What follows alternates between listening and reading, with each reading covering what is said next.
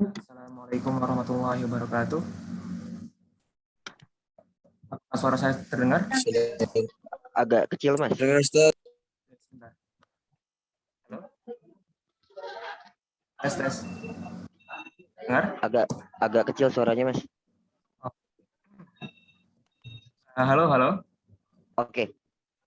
Oke. Jelas. Ya, bismillah. Assalamualaikum warahmatullahi wabarakatuh. Alhamdulillahillazi kana bi ibadihi khabiran basira. Tabarakalladzi ja'ala fis sama'i burujan wa ja'ala fiha sirajan wa qamaran munira. Asyhadu an la ilaha illallah wa asyhadu anna Muhammadan abduhu wa rasuluhu allazi ba'athahu bil haqqi basyiran wa nazira wa da'iyan ilal haqqi bi ismihi wa sirajan munira. Allahumma shalli alaihi wa ala alihi wa sahbihi wa sallim tasliman katsira amma ba'du. Ya, rekan-rekan semua, terima kasih telah mengikuti salah satu rangkaian Grand Opening Padis Angkatan Kedua sekaligus webinar Padis yang kami adakan pada hari ini hingga tanggal 5 September nanti. Semoga pada rangkaian acara kali ini kita bisa menimba ilmu bersama dari para mentor-mentor Padis yang luar biasa gitu ya. Dan pada malam hari ini kita akan membuka koneksi masih. Sebentar ya, saya sepertinya agak mengisi. Mohon teman-teman yang belum unmute, mohon unmute dulu ya. Nah, pada malam hari ini kita akan memulai kajian Padis ini dengan sebuah tema mengenai sekularisme yang akan dibawakan oleh saudara kita Al-Ustadz Fakhri Khairuddin. Tapi sebelum kita memulai agenda malam hari ini, alangkah baiknya kita mendengar terlebih dahulu pembacaan ayat suci Al-Quran yang akan dibacakan oleh saudara Syahrial Fauzilah. Waktu dan layar dipersilahkan. Bismillahirrahmanirrahim. A'udzu billahi minasyaitonir rajim. Bismillahirrahmanirrahim.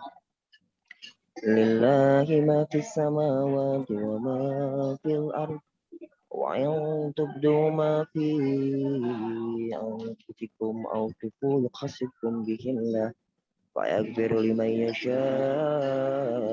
ويعذب من يشاء والله على كل شيء قدير آمن الرسول بما أنزل إليه من ربه والمؤمنون كل آمن بالله وملائكته وكتبه ورسله لا نفرق بين أحد من رسله وقالوا سمعنا وأطعنا غفرانك ربنا وإليك المصير لا يكلف الله نفسا إلا وسعها لها ما كسبت وعليها ما اكتسبت ربنا لا تؤاخذنا إن نسينا أو أخطأنا ربنا ولا تحمل علينا إصرا كما حملته على الذين من قبلنا ربنا ولا تحملنا ما لا طاقة لنا به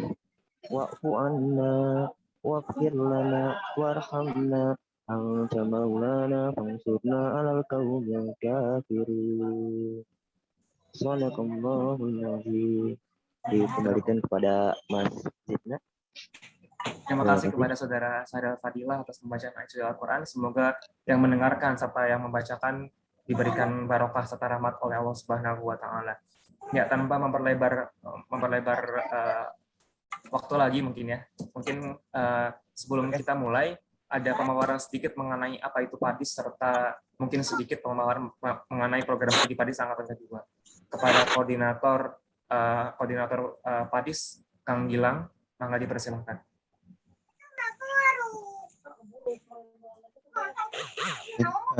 Bismillah. Sudah terdengar suaranya? Terdengar, Kang. Baik, sebentar.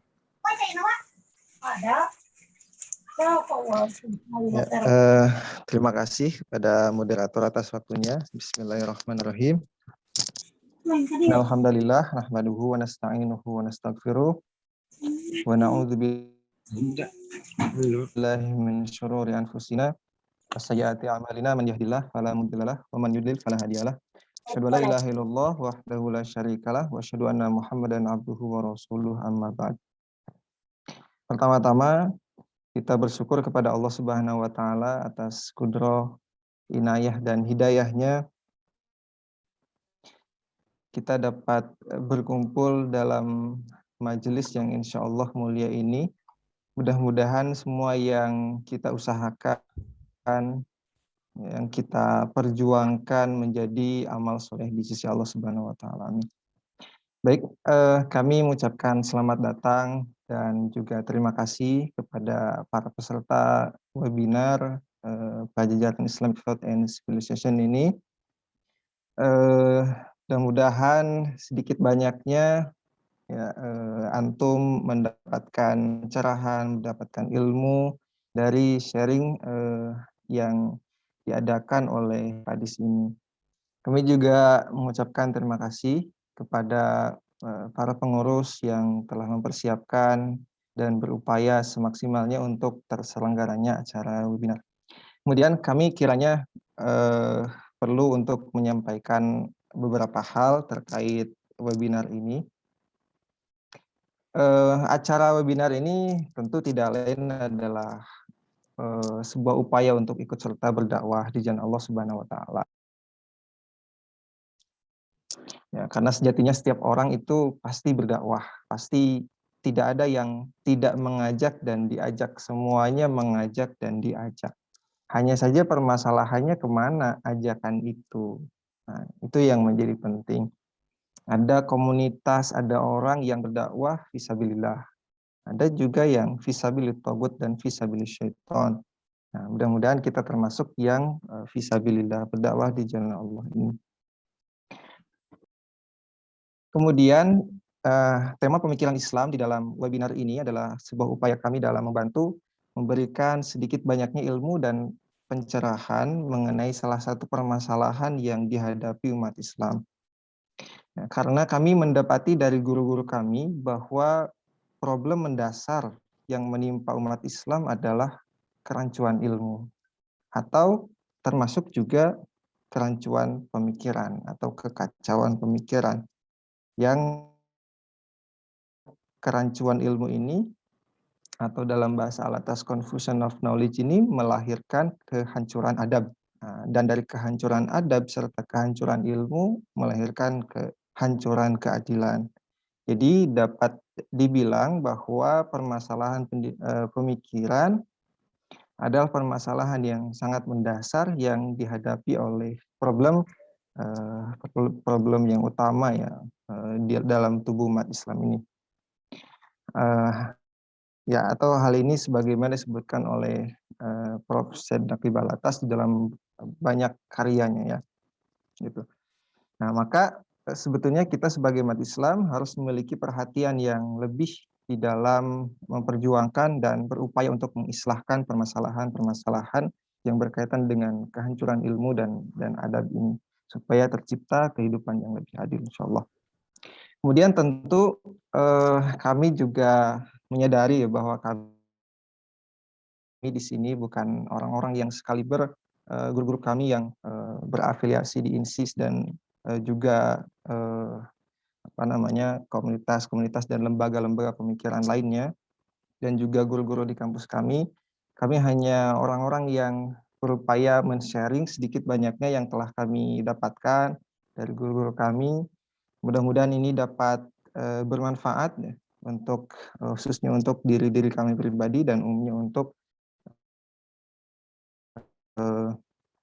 umat, untuk jamaah dan antum sekalian. Nah, baik, selanjutnya hal yang perlu juga kami sampaikan mengenai Padis. Apa itu Padis? Memang Padis ini baru terbentuk, ini mungkin tahun kedua. Karena Padis adalah komunitas semi lembaga yang bergerak di bidang pengkaderan sebetulnya. Jadi kami membuka pengkaderan bagi para peserta yang mendaftar di Padis ini. Apa yang dibina adalah mengenai pemikiran Islam atau tantangan pemikiran Islam ya, tantangan pemikiran kontemporer. Termasuk di dalamnya adalah Islamisasi ilmu pengetahuan kontemporer. Nah, tujuan dari diadakannya pengkaderan Padis, kami berharap ya sedikit banyaknya bisa membantu memperbanyak kader-kader Muslim yang memiliki kemampuan di dalam menghadapi tantangan pemikiran kontemporer ya yang memang terus-menerus ya dihadapi dan merusak tubuh umat Islam sampai sekarang. Kami membekali para peserta dengan ilmu-ilmu dasar keislaman seperti Quran, hadis, usul fikih dan lain-lain. Kemudian juga membekali peserta dalam mengembangkan potensi diri dalam berbicara, berargumen, kemudian juga menulis. Maka kegiatan di Padis ini yang diadakan secara online ini berkisar yaitu membaca, menulis, dan berdiskusi. Ya, kami memberikan bahan-bahan, menugaskan bahan-bahan untuk dibaca, untuk ditelaah. Kemudian juga kami minta resume dan tulisan artikelnya untuk kemudian didiskusikan. Ya, selain itu kami juga memfasilitasi bagaimana menulis atau membuat karya tulis ilmiah sehingga pemikiran dan pemahaman dari yang telah dimiliki oleh para peserta itu dapat dituangkan ke dalam sebuah tulisan yang bisa dibaca oleh khalayak yang lebih luas lagi. Ya. Untuk lama studi di Padis ini yaitu 6 bulan dengan biaya kami bebaskan. Ya, kemudian sistem studinya online. Jadi antum yang berminat untuk ikut di Padis ini ya bisa dari mana saja ya gitu. Jadi tidak usah untuk datang ke satu tempat. Kemudian para pengurus yang ada di Padis ini tentu tidak lain adalah alumni dari pengkaderan Padis yang pertama. Ya, pengurus atau stafnya seperti ya tadi Kang Zidna, kemudian Kang Syahrial dan lain-lain.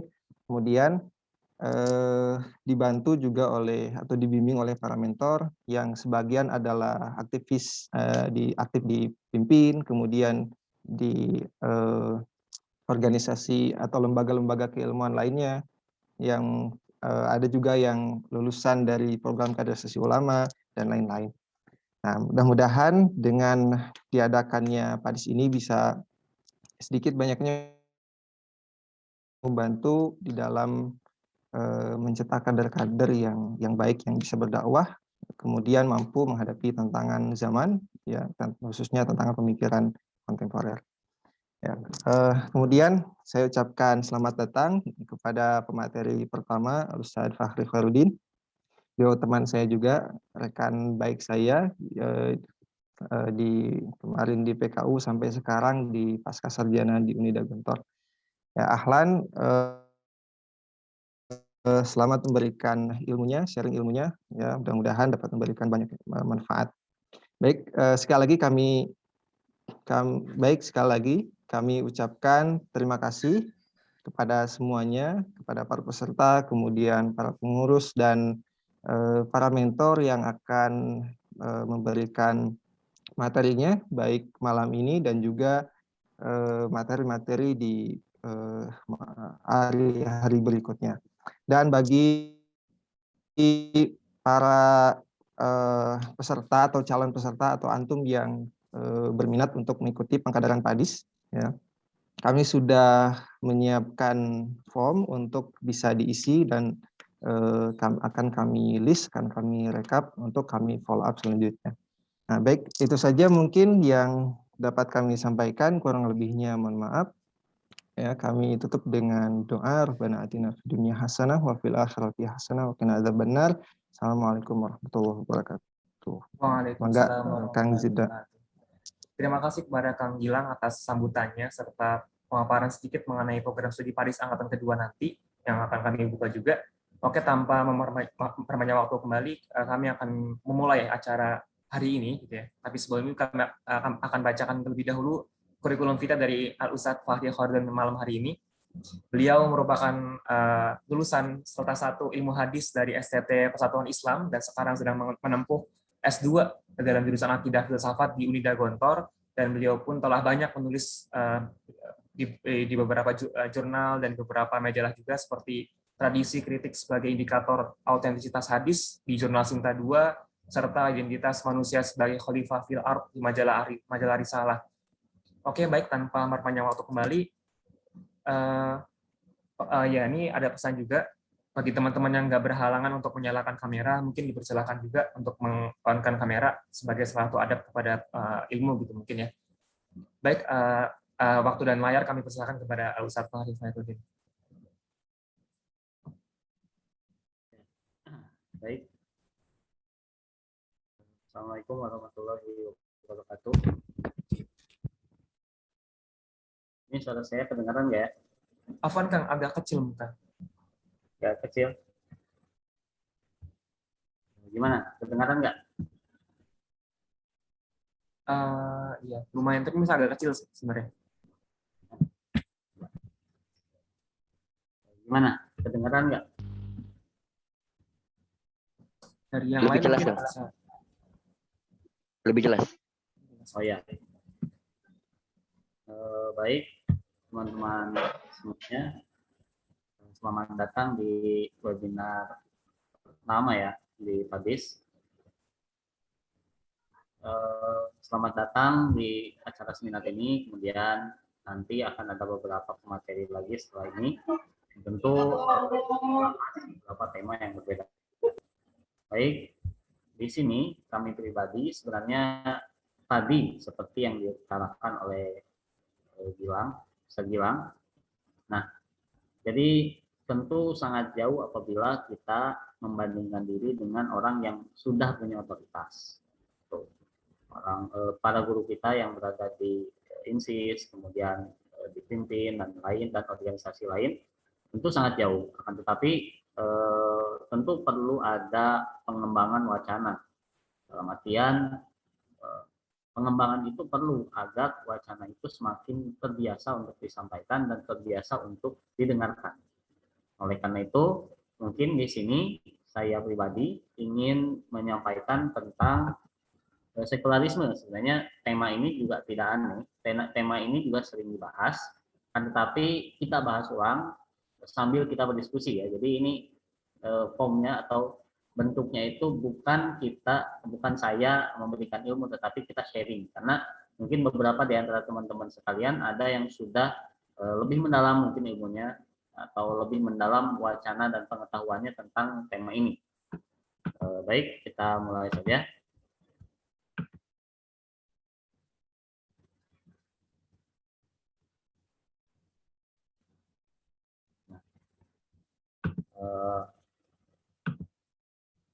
Ini sudah ke-share ya?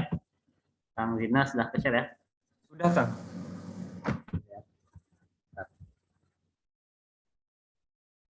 Cuma agak loading laptopnya. Oke. Satu hal yang menarik gitu ketika membahas sekularisme itu bahwa sekularisme ini tidak dikenal di dunia Islam kecuali setelah adanya penjajahan. Jadi dalam beberapa jurnal, kemudian dalam beberapa buku yang saya baca, itu zaman dahulu itu tidak ada isu pemisahan antara, kalau sekularisme dalam artian politik ya, tidak ada pemisahan antara agama dan negara. Makanya kata khilafah itu mulai ramai diperbincangkan setelah muncul demokrasi. Gitu. Nah, ini menjadi hal menarik karena bagi sebagian orang sekularisme selalu diartikan dengan definisi yang sempit, dalam artian definisi yang selalu erat kaitannya dengan politik. Padahal di sini ada beberapa aspek dari sekularisme yang ini mungkin kita rasakan bahkan kita lakukan. Nah, ini jadi menarik membahas tema sekularisme ini karena ini bisa masuk kemana-mana. Bahkan Al-Atas sendiri menyebut sekularisme ini sebagai inti atau ruh dari worldview Barat. Jadi kita lihat, tentu ini hanya sekedar pengantar ya, ini tidak terlalu dalam, kemudian hanya sekilas saja. Nah, secara etimologi, mari kita mulai dari definisi. Secara etimologi, sekularisme berasal dari bahasa Latin seculum yang bermakna the present age, yang berkaitan dengan waktu dan ruang. Jadi sekularisme ini erat kaitannya dengan dua aspek, yaitu waktu dan ruang. Waktu mengacu pada sekarang, sedangkan ruang mengacu pada di sini.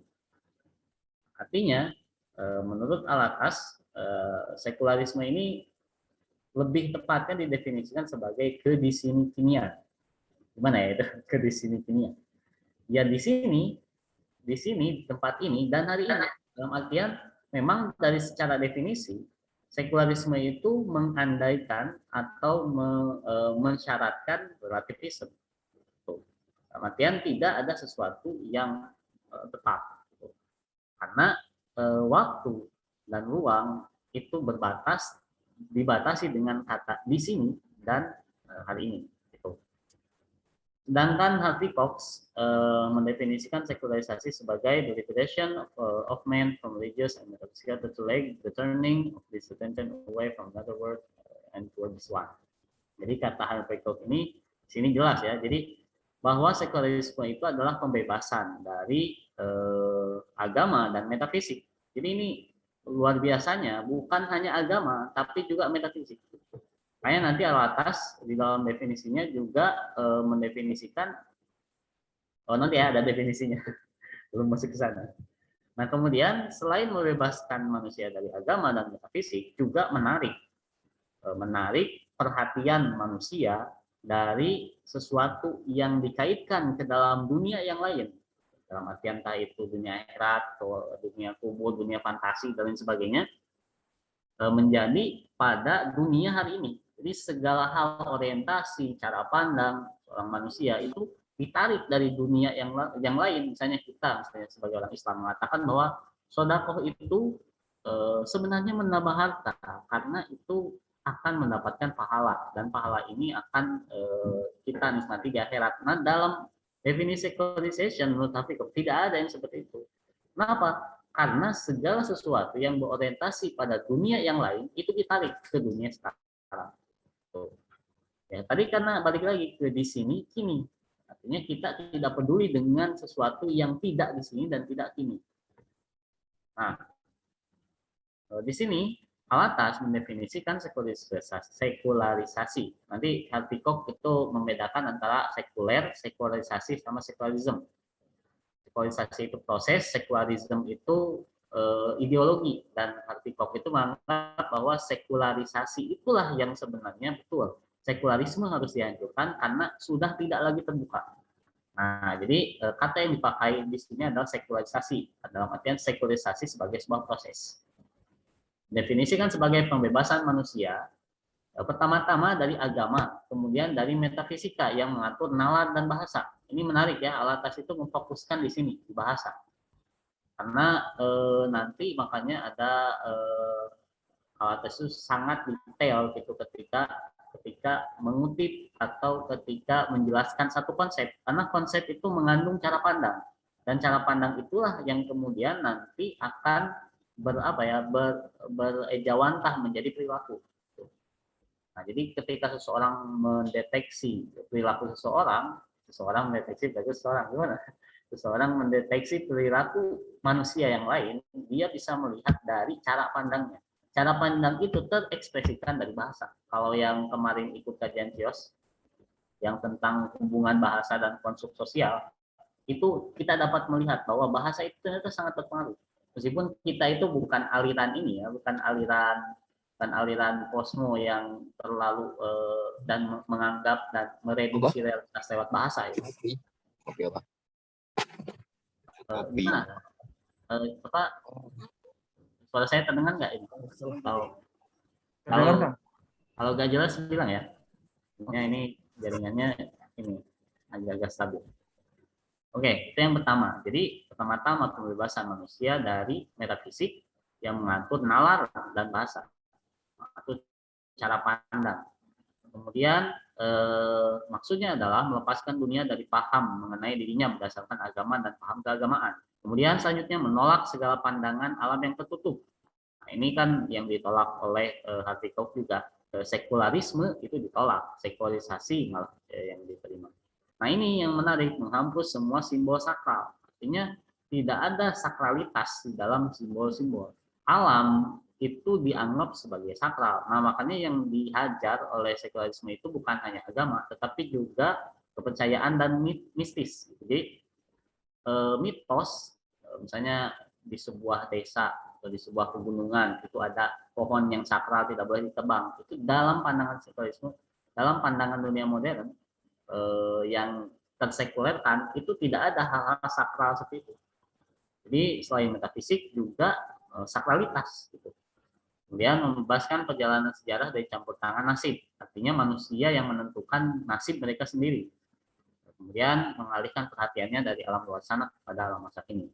Berarti kita bisa menyimpulkan bahwa sekularisme itu adalah sebuah paham yang bukan hanya sekedar memisahkan manusia dalam atau memisahkan manusia, memprivatisasi agama dalam kehidupan pribadi, tapi juga memisahkan antara dunia dengan alam, dengan metafisika.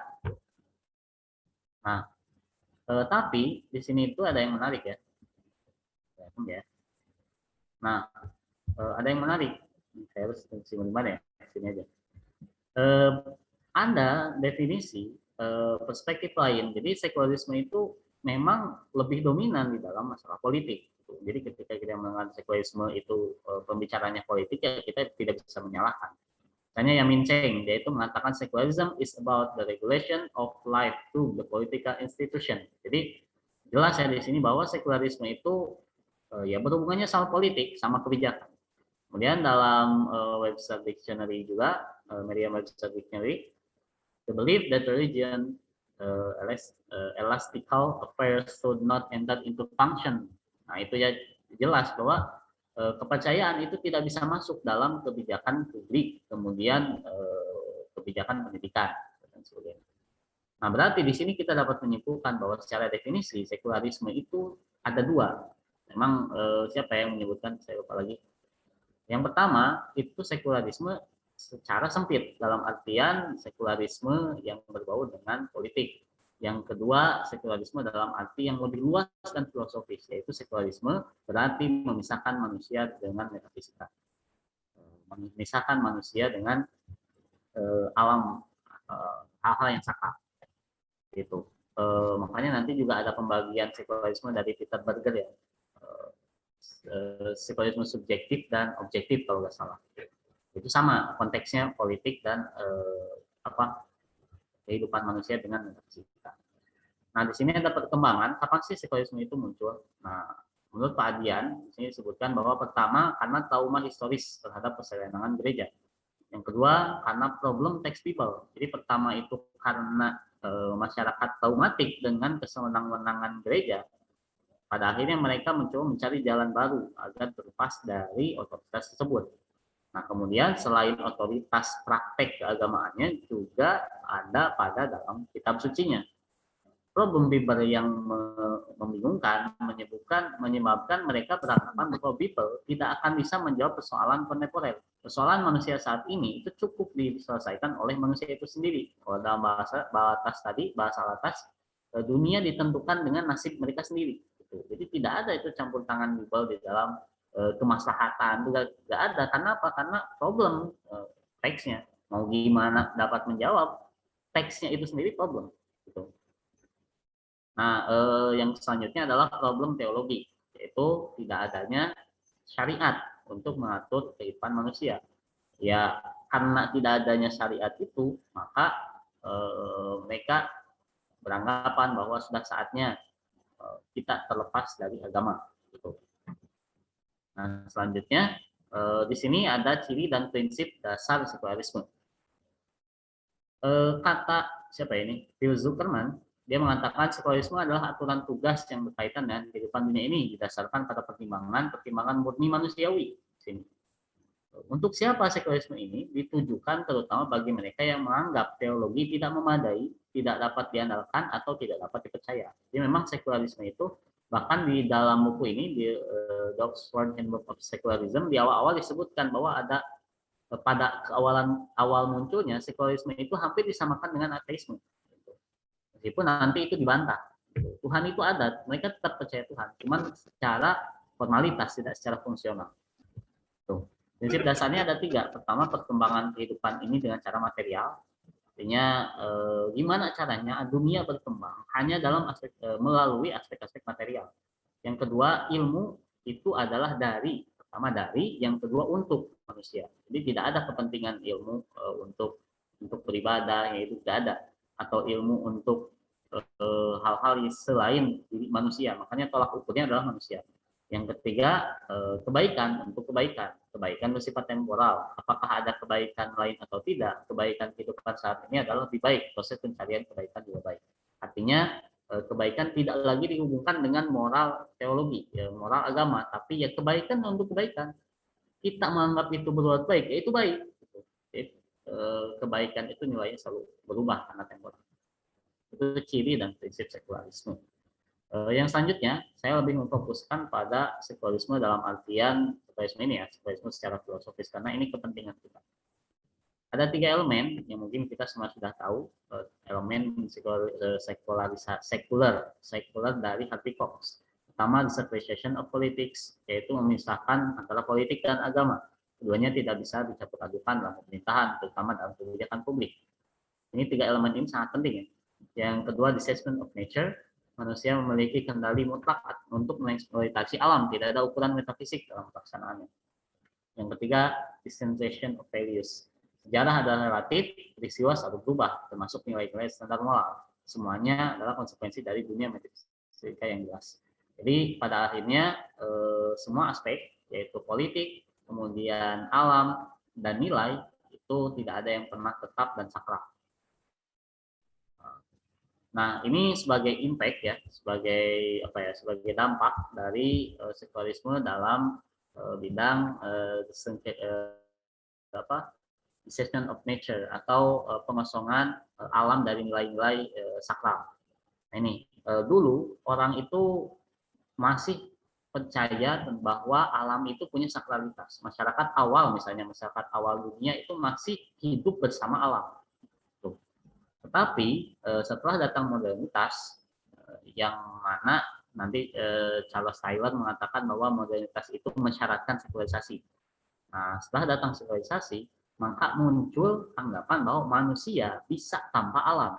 Artinya mereka itu mampu untuk berjalan diri sendiri. Nah, pada akhirnya alam itu merupakan salah satu variabel untuk pembangunan dan kepentingan manusia.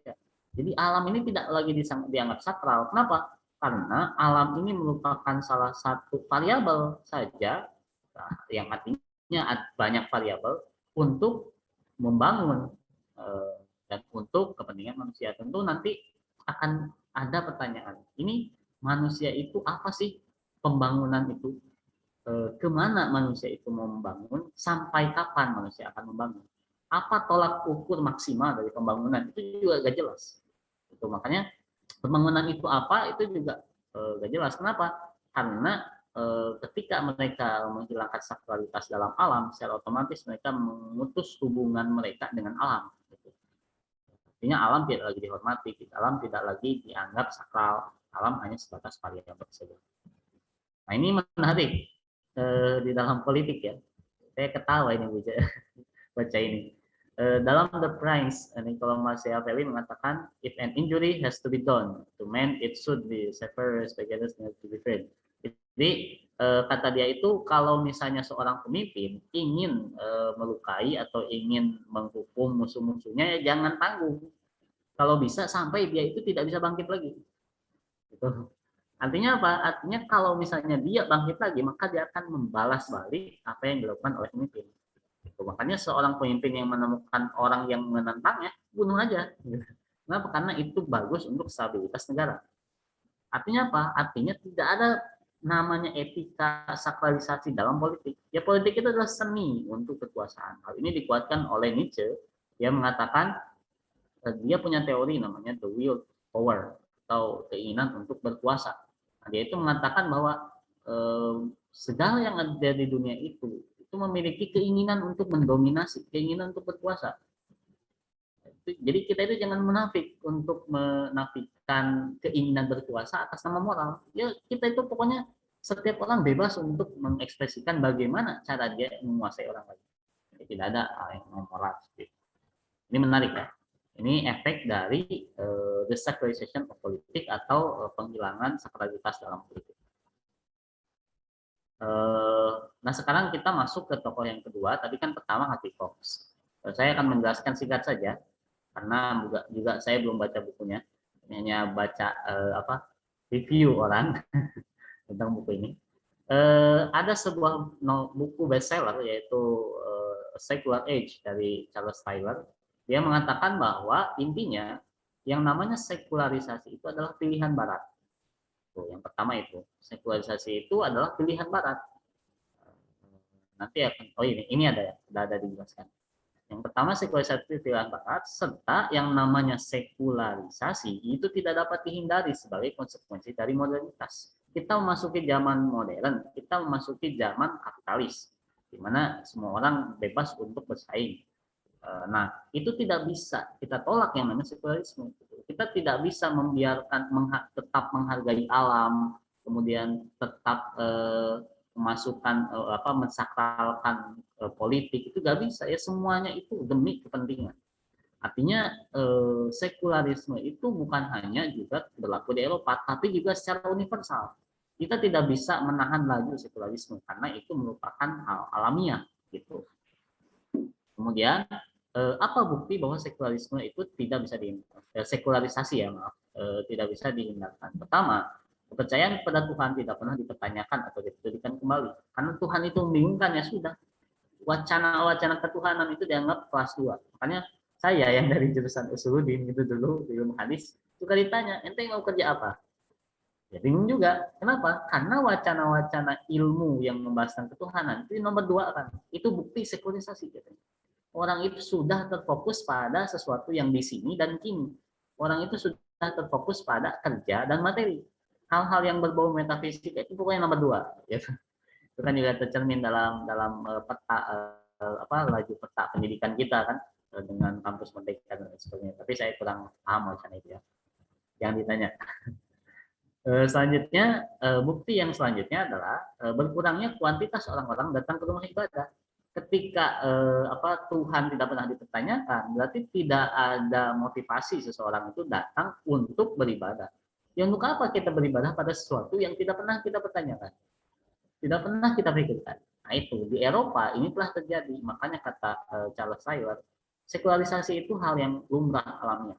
Nah, apakah orang sekuler itu anti Tuhan? Tidak, kata Charles Taylor, bahwa Tuhan masih hadir di tengah negara. Namun sekuler menggambarkan keadaan dari manusia yang berfokus pada dirinya sendiri tanpa kehadiran Tuhan di tengah-tengah masyarakat. Gitu. Ya kan tadi dalam bahasa atas lagi-lagi nasib mereka itu di tangan mereka sendiri. Tidak ada tuh yang namanya campur tangan. Nah, selanjutnya ada juga gagasan dari Jürgen Habermas. Gagasannya itu adalah seolah merekonsiliasi antara agama dan sekularisme. Kata Habermas itu, kita tidak bisa menghindari yang namanya agama masuk dalam ruang publik. Contoh misalnya, ada fenomena hijab. Zina ini sampai jam berapa ya? Jadwalnya sampai jam 9.15, Kang.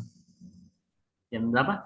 9.15. 9.15. Iya. Oke. Kita bercepat ya. Jadi kata Jürgen Habermas itu dengan gagasan post-secularism, ya kita itu tidak bisa menghindarkan yang namanya agama masuk dalam ruang publik. Contoh misalnya orang kemana-mana cari wisata, misalnya cari misalnya orang Islam datang ke Korea. Mereka itu meskipun mereka itu bangga berada di Korea, kemudian masa senang, tapi yang dicari makanan itu pasti makanan halal. Makanan halal ada di ruang publik membuktikan sekularisme itu sudah gagal. Karena manusia itu tidak mungkin dipisahkan sepenuhnya antara agama dan ruang publik. Nah, makanya kata Habermas itu, kita itu malah justru mesti berdialog. Jadi Habermas itu salah satu filosof yang sekaligus politikus ya, yang mungkin beberapa dari teman-teman juga suka memakai teorinya, yaitu teori kritis. Dia salah seorang tokoh terkemuka dari mazhab Frankfurt. Nah, dia itu punya anggapan bahwa punya ide namanya gagasan tindakan komunikatif. Jadi setiap seseorang itu tidak ada gimana ya biasanya, Ini erat kaitannya dengan perdebatannya dengan Gadamat. Gitu. Jadi jadi dia itu mengatakan bahwa setiap orang itu terpengaruhi kesadaran kapitalis. Jadi dia memang agak Marxis, gitu. Agak kiri, bahwa setiap orang itu kesadarannya itu tertutupi kesadaran kapital. Maksudnya mereka itu kesadarannya itu tidak asli. Maka untuk menyadarkan manusia sebagai manusia perlu adanya komunikatif, perlu adanya dialog. Nah, kata Habermas, dialog ini tidak mungkin terjadi apabila agama masih ada. Maksudnya agama itu dengan gagasan individualisme, kan agama itu eksklusif. Nilai agama Islam itu beda dengan agama Kristen. Nah, ini menghalangi namanya komunikatif, tindakan komunikatif. Nah, kata Habermas, maka tapi di satu sisi sekuler pun gagal. Satu sisi agama itu menghalangi tindakan komunikatif, ya satu sisi sekuler sudah gagal. Jadi bagaimana? Ya kata Habermas perlu ada rekonsiliasi. Makanya lahir post-sekularisme. Nah, pertama, agama mengusulkan moral kepada publik dan bersaing dalam membuat kebijakan dengan cara yang rasional. Dalam artian orang itu atau misalnya kita punya nilai agama yang diperuntukkan untuk diterapkan di ruang publik, itu mesti didiskusikan dengan siapa? Dengan seluruh warga, dengan perwakilan misalnya. Tapi dengan cara yang rasional, tidak doktriner gitu. Jadi perlu diusulkan. Yang kedua, meninggalkan keputusan tentang pengetahuan dunia untuk ilmu yang dilembagakan. Artinya ilmu-ilmu yang bersifat keagamaan itu tidak ada. Yang ketiga, buat premis egaliter, moralitas hak asasi manusia kompatibel dengan pasal-pasal iman sendiri. Nah, ini tuh sebenarnya tidak sedang mengangkat kembali agama, hanya memasukkan agama dalam ruang publik. Ya, maksudnya agama itu bukan di atas ruang publik, tapi justru ruang publik itulah yang mengendalikan agama. Juga agama itu masih cocok dengan selera ruang publik itu. Ini yang menjadi problem. Makanya ini disebut rekonsiliasi semu. Jadi tidak ada. Nah, itu 3 tokoh ya. Apakah gagasan sekularisasi itu berbahaya? Nah, tentu saja. Di sini Alatas jeli melihat bahwa sekularisme itu bukan hanya sebatas bicara ruang publik, kebijakan, tapi sekularisme itu berasal dari peradaban Barat, yang mana peradaban Barat itu menghancurkan harmonisasi dalam bahasa atas keadilan, karena adil itu berarti menempatkan sesuatu pada tempatnya. Nah, hierarki ini dihancurkan oleh sekularisme. Makanya di sini disebutkan peradaban Barat tidak menjelaskan hubungan antara sains dan religion, kemudian hikmah dan keadilan, akhlak dan karakter. Nah, mereka itu semua hanya mempertimbangkan yang namanya pengetahuan ya untuk pengetahuan semata, tidak ada koneksinya dengan agama, tidak ada koneksinya dengan moral, tidak ada koneksinya dengan apapun. Dalam artian yang paling berbahaya dari sekularisme adalah menghancurkan harmonisasi itu. Itu yang titik paling berbahaya menurut Alatas. Nah, gagasan-gagasan itu selain Alatas tadi menyebutkan hal paling berbahaya yaitu hilangnya harmonisasi antara alam, Tuhan, dan manusia, Ustaz Syamsuddin Arif juga mengatakan bahwa mengkritik paham sekularisme. Pertama, kalau sekularisme diartikan paradigma ilmu sosial dan memberi konsekuensi menjadi modern, ini kayak tadi Charles Taylor. Modern berarti sekuler. Ini kata Ustaz Syamsuddin, ya belum tentu. Betapa banyak negara sekuler namun belum modern. Itu berarti sabab musabab kemudian saling mempengaruhi ini tidak terjadi. Jadi hampir tidak ada hubungannya antara sekuler dan modern. Karena banyak negara yang sekuler tapi belum modern gitu. Kalau misalnya ada hubungannya berarti harusnya setiap negara sekuler itu modern. Yang kedua, kalau sekularisme diartikan dari politik, ini tidak ada secara historis dalam Islam. Karena sejak kemunculannya, Nabi itu merupakan pemimpin negara sekaligus pemimpin agama. Kalau sekularisme diartikan secara sebagai ideologi, nah ini juga tidak kalah berbahayanya. Kenapa? Karena sekularisme juga merupakan rumusan keyakinan yang mengingkari adanya kehidupan akhirat dan menganggap dunia adalah kehidupan yang hakiki. Jadi dari segi manapun sekularisme itu tidak cocok dengan pengalaman agama Islam. Nah, oleh karena itu di sini ditegaskan oleh Charles Al-Assad, dia mengkritik universalitas sekularisme. Jadi kan tadi ada gagasan bahwa kita tidak bisa menghindari sekularisme. Nah, dikritik oleh Al-Asad bahwa dia mengatakan bahwa sekularisme itu muncul dari sejarah gereja. Sejarah gereja itu adalah sejarah dengan pengalamannya sendiri. Tuh. Nah, ini yang tidak bisa dipisahkan. Ketika mereka itu mengatakan atau membuat istilah sekuler, berarti istilah tersebut muncul dari konteks saat itu. Kalau sekuler itu di sini dan kini, harusnya mereka konsekuen dong dengan ke di sini dan kinian. Ya udah, ketika itu diterapkan dan universalkan, itu tidak bisa karena pengalaman setiap bangsa, pengalaman setiap agama itu berbeda-beda. Nah, itu. Bahkan di sini Al-Asad menyebutkan sekularisme sebenarnya hanya sebuah strategi.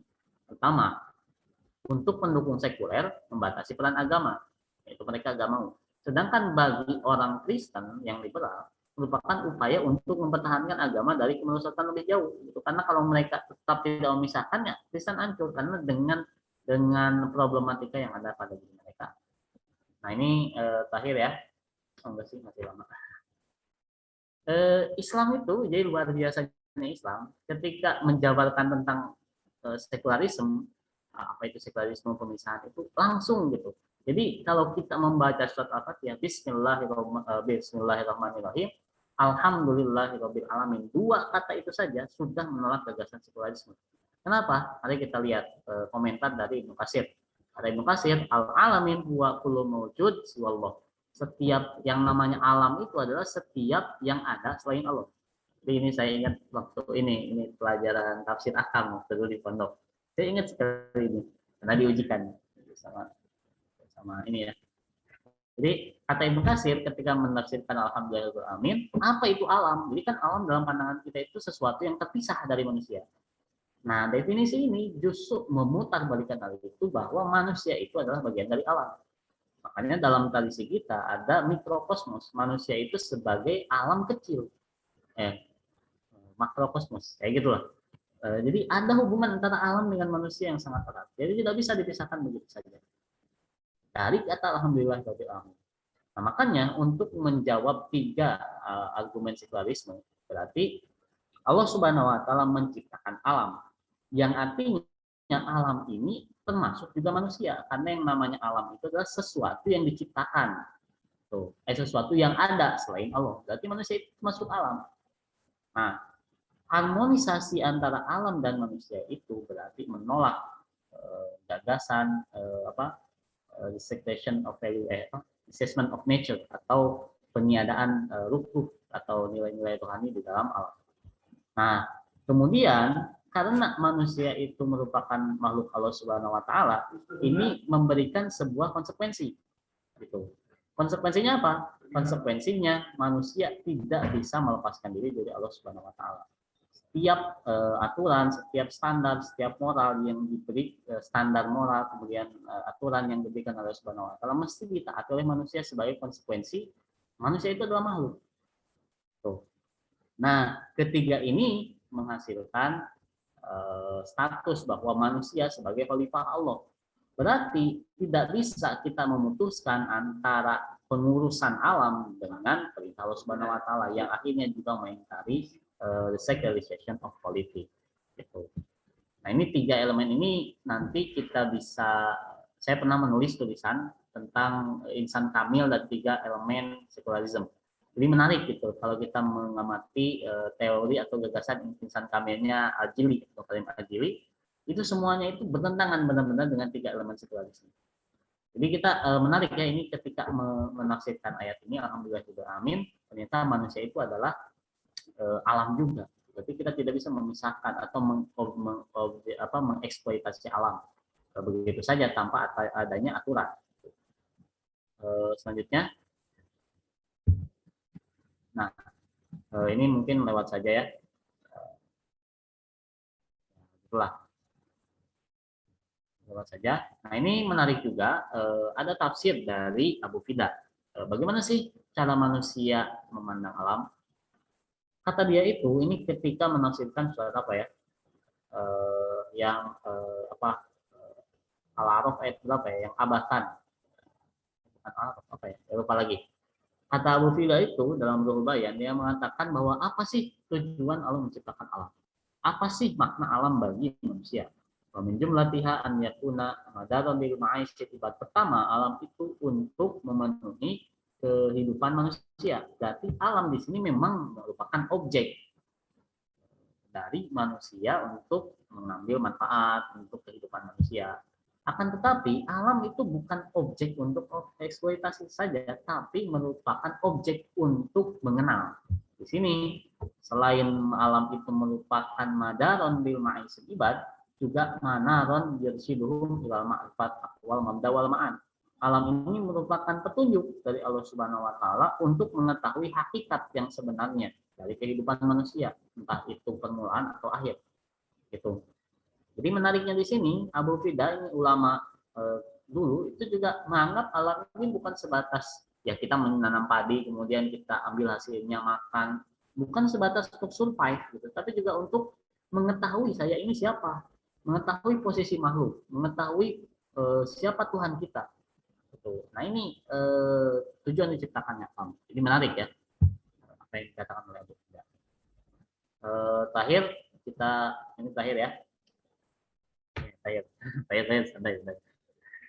Terakhir ini kita membaca puisi dari Iqbal ya. Jadi Iqbal itu membuat beberapa puisi yang saya kira cocok dengan gagasan untuk penolakan terhadap sekularisme. Nah, di sini Iqbal mengatakan love music found in this human in man, the unsolved mysteries of himself. Jadi ini nanti kaitannya dengan siapa yang bisa merindu. Kalau yang misalnya ikut kajian Dewa Runa gitu dulu pas awal-awal, Karim Ar-Razi itu menjelaskan bahwa manusia lebih tinggi derajatnya dari malaikat karena manusia itu punya rasa rindu.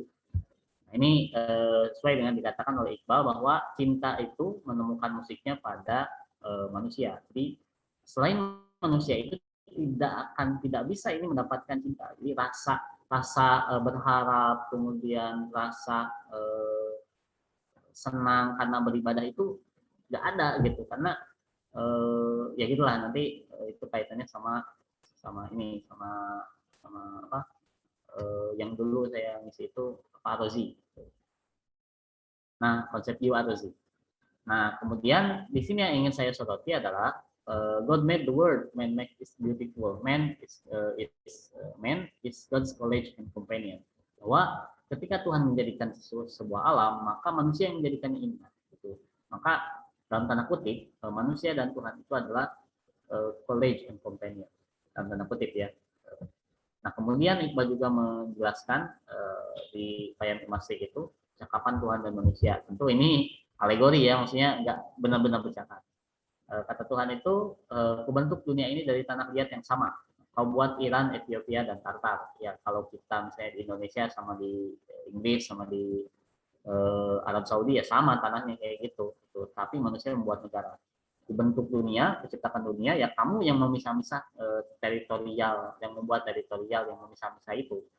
Kemudian dari kedalaman tanah aku membuat besi murni tanpa campuran. Kau membuat kapak untuk menebang pohon yang kutumbuhkan dan membuat sangkar untuk kebebasan kicauan bulu yang diciptakan. Dalam artian ketika Allah menjadikan sesuatu, makanya nanti dalam bahasa Arab ada kolako, ada badi sama waktu. Nah, yang menarik itu para ahli bahasa juga membedakan dua kata ini. Jadi manusia itu tidak bisa melako, karena kolako itu adalah menciptakan sesuatu yang tidak ada bahannya. Ya, manusia itu hanya bisa sonaa, hanya bisa membuat sesuatu dari sesuatu yang ada bahannya. Jadi kita membuat besi dari apa? Dari besi. Membuat kapak dari apa? Dari besi. Ya besi itu kan ada. Jadi manusia tidak bisa membuat sesuatu yang tidak pernah, yang tidak ada bahannya. Ini menciptakan ruh, ya, gak bisa. Apa bahan ruh? Nah, gitu. Jadi menarik di sini bahwa Allah Subhanahu Wa Taala menciptakan bahan agar manusia itu survive dan untuk mengenal Allah Subhanahu Wa Taala, dan manusia menciptakan barang-barang dan apapun yang mendukung kehidupannya. Itu percakapan Tuhan. Nah, ini percakapan manusia. Ini tadi Tuhan, ini manusia. Kau mencipta alam malam, aku mencipta pelita agar tetap terang. Karena orang itu nggak ada yang senang. Ini menarik ya. Kalau bisa kita melihat surat Al-Maidah gitu. Itu apa ya? Ketika panlama najahum ilal bari, ketika ada badai, kemudian kemudian diselamatkan manusia itu ketika dalam gelap. Nah, mereka itu pasti hal yang pertama itu ingat Tuhan. Makanya kan saya suka anime ya. Kalau misalnya kita nonton Full Metal Alchemist gitu, kan dia itu merepresentasikan saintis yang sekuler, saintis yang ateis. Nah, pada suatu ketika si tokoh utamanya itu lupa lagi saya. Nah, tokoh utamanya itu menyaksikan orang yang dia cintai, orang yang dia sayangi atau sahabatnya itu melahirkan. Nah, sesekulernya saintis, dia itu mengatakan, saya tidak pernah berdoa, saya tidak pernah percaya pada Tuhan. Tapi untuk hari ini, tolong ya Tuhan, selamatkan sahabat saya. Itu dalam artian ya namanya fitrah manusia itu gitu untuk beribadah. Jadi menarik gitu kalau kita melihat itu. Ya, kita kembali lagi ke sini. Dalam puisi ini disebutkan kau mencipta tanah liat, kau buat darinya cawan dan piala, kau bikin hutan liar, gunung padang hutan, kau cipta kebun, taman-taman, padang kembali. Pada intinya dalam Islam tidak bisa dipisahkan gitu, begitu saja antara tas dan antara ini tidak bisa dipisahkan saja. Ini sesuai dengan apa yang dikemukakan ulama kita juga, saya mengutip dari puisi-puisi Iqbal. Nah, kesimpulannya, apa yang berbahaya dari sekularisme itu bukan hanya sebatas pembatasan dalam kebijakan publik, tapi sekaligus sangat berbahaya menurut Islam ya, ini ada perspektifnya, karena memisahkan hubungan harmonis antara manusia dengan alam semesta, bahkan Tuhan. Nah, itu sesuatu yang dipisahkan begitu saja akan menimbulkan chaos, akan menimbulkan kekacauan. Makanya kita kalau melihat dunia saat ini beralih dari satu zaman modern ke postmodern, itu juga tidak kalah kacaunya. Jadi ya gitulah, tidak ada sesuatu hal yang bisa menenangkan dan menyamankan kecuali kita taat. Makanya kata Iqbal itu salah satu syarat bagi kita untuk menjadi khalifah itu salah satunya adalah taat. Kalau misalnya alam itu taat, kemudian dengan taat itu jadi beres, kenapa manusia tidak taat? Kalau misalnya matahari itu diperintah oleh Allah untuk terbit dari timur terbenam di barat, artinya itu kan taat. Maka taat itu adalah kekuatan terbesar kata Iqbal untuk manusia mencapai insan kamil gitu. Itu ketaatan itu yang dihilangkan di dalam sekularisme. Nah, sekularisme secara filosofis telah menjadi babak baru bagi manusia, membuat dunia yang menjadi tempat satu-satunya yang bersifat relatif dan tidak terkait dengan alam selainnya. Jadi secara tidak langsung sekularisme sebenarnya telah menghilangkan akhirat pada dirinya, pada akhirnya menjadikan dunia sebagai tujuan utama berikutnya. Mungkin itu yang bisa disampaikan. Semoga apa yang saya utarakan ini, ya ini hanya sebatas pengantar ya, dalam artian masih banyak bolong-bolongnya, masih banyak hal-hal yang perlu dibenahi dan dikoreksi dan sebagainya. Saya serahkan kepada Kang Dina untuk mengambil acaranya. Masya Allah ya, pengantar saja sudah cukup berat untuk menerimanya ya, cukup banyak juga gitu. Oke, bagi teman-teman peserta yang ingin bertanya, bisa menggunakan fitur raise hand untuk berbicara menggunakan mic langsung atau bisa menggunakan fitur chat. Mungkin sembari menunggu ya, ini ada pertanyaan dari saudara Muhammad Nurwatami. Ya. Assalamualaikum, Ustadz bertanya. Sebagaimana yang kita kenal, jargon dari Cak Nur yaitu sekularisasi yes, sekularisme no. Menurut sebagian besar dari murid-murid Cak Nur, yang dimaksud dengan sekularisasi Cak Nur yaitu pemisahan agama ajaran yang berprofan dan qot'i. Misalnya sholat menggunakan jubah. Kan itu bukan suatu hal yang qot'i, tapi bisa berubah sesuai dengan keadaan Islam di masing-masing daerah. Nah, bagaimana dengan pengertian sekularisasi yang itu? Ya, ini saya jawabnya pakai tulisan aja. Oke ya. Ini masih share ya?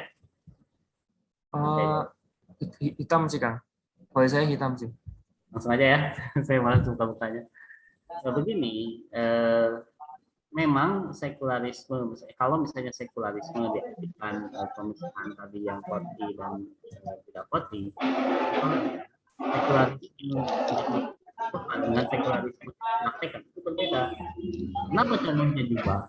Padahal ada gagasan politik Islam, Islam yes, politik Islam yes, politik Islam no. Padahal itu masuk dalam kategori the secularization of politics.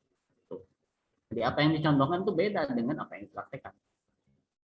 Gitu ya. Jadi nggak tepat juga misalnya kalau mengartikan sekularisme itu adalah menduniakan yang dunia serta mengakhiratkan yang akhirat. Karena dunia dan akhirat itu nggak bisa dipisahkan gitu. Gitu ya. Jadi contohnya dengan prakteknya itu sangat jauh berbeda. Gitu kan. Apakah terjawab kepada saudara Muhammad Nurwatoni? Mungkin bagi teman-teman yang juga mau bertanya bisa langsung raise hand atau bisa lewat chat ya. Tapi saya boleh tanya nggak Kang nih sebagai moderator nih? Ya, boleh, boleh. Atau Oh, saya ya. yang nanya nih. Aduh. Soalnya ya saya masih belajar juga, santai gitu. Gimana? Ini sih Kang pernah dengar terkait bahwa dalam Islamisasi ilmu pengetahuan kontemporer juga kita juga mengenal dengan sekularisasi dulu ya. Kita memisahkan ilmu-ilmu dari hal yang berbau mistis gitu ya. Jadi ada proses sekularisasi terlebih dahulu baru kita tanamkan nilai Islam seperti itu. Nah, kalau di sini kan kalau kita mungkin kalau saya menangkap di sini tuh sekularisme tuh semuanya berbahaya gitu ya. Apakah itu terus apakah ini juga termasuk juga mengenai sekularisasi tadi ya. Kita bahwa memisahkan ilmu itu dari hal-hal yang mistis seperti itu. Jadi gimana maksudnya? Jadi maksudnya mungkin yang saya tangkap kan dari kesimpulan hari ini kan sekularisme dan sekularisasi kan cukup berbahaya bagi manusia Ya. seperti itu ya.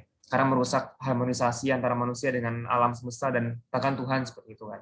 Tapi saya pernah mendengar di salah satu kajian terkait Islamisasi ilmu pengetahuan kontemporer gitu ya. Kita juga melakukan sekularisasi juga dalam ilmu, yaitu memisahkan ilmu itu dari pandangan-pandangan mistis, pandangan-pandangan yang bersifat mistis seperti itu ya, dan baru kemudian kita celupkan itu dengan pandangan Islam seperti itu.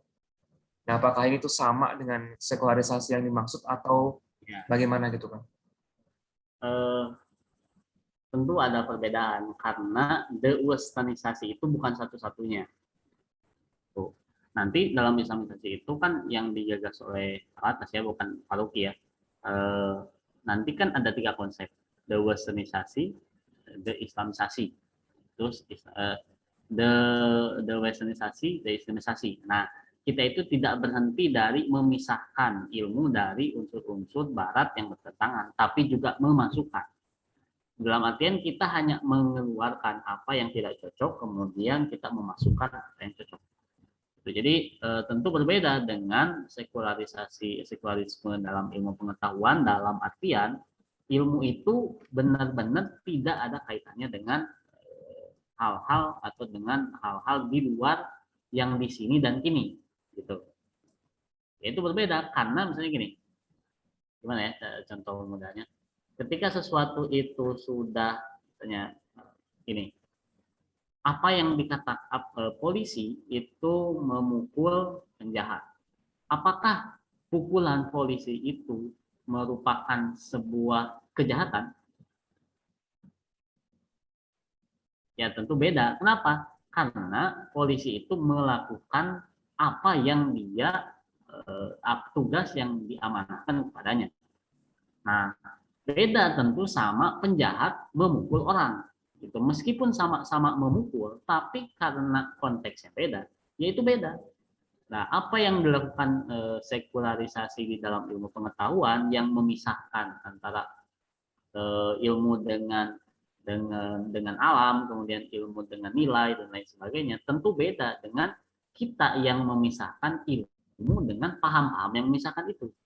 Itu meskipun kegiatan itu sama, westernisasi, gitu. Nah, gitu. Jadi menurut saya itu tidak sama ya. Dan itu tuh bukan satu-satunya westernisasi itu, tapi nanti ada deislamisasi. Gitu. Terima kasih Kang, jelas sekali. Ini juga ada yang masuk dari Kang Raka. Assalamualaikum Ustaz, izin bertanya. Belakangan ini pendidikan formal kita kan lebih mengutamakan nilai atau ilmu saja dan nggak terlalu fokus meningkatkan akhlak, moral maupun agama. Apakah itu bagian dari sekularisme, Ustaz? Jazakumullah khairan. Jadi berbicara sekularisme itu luas ya. Dalam artian dia bisa masuk kemana-mana. Menarik itu kalau melihat gagasan Al-Atas itu di dalam penjelasan Wan Daud di dalam filsafat pendidikan Al-Atas. Beliau mengungkapkan bahwa pemisahan antara ilmu itu menyebabkan pemisahan dua cabang ilmu kayak ilmu untuk kerja, kemudian ilmu untuk soleh itu mengakibatkan ketidakharmonisan. Dalam artian jika orientasinya memang kerja, maka dengan kerja itu sebenarnya dia telah menghancurkan harmonisasi yang seharusnya. Misalnya tujuan dari ilmu itu adalah membentuk warga negara yang baik, gitu, membentuk pekerja yang baik. Nah, kalau tujuannya itu langsung membentuk pekerja, dalam artian ilmu itu diukur dari kerja, itu kehilangan makna asasinya. Karena ilmu itu pada hakikatnya adalah untuk menjadikan jiwa-jiwa manusia baik. Setelah jiwa manusianya baik, baru jiwa yang manusia yang baik itu secara otomatis akan menjadi jiwa yang memiliki kinerja yang baik.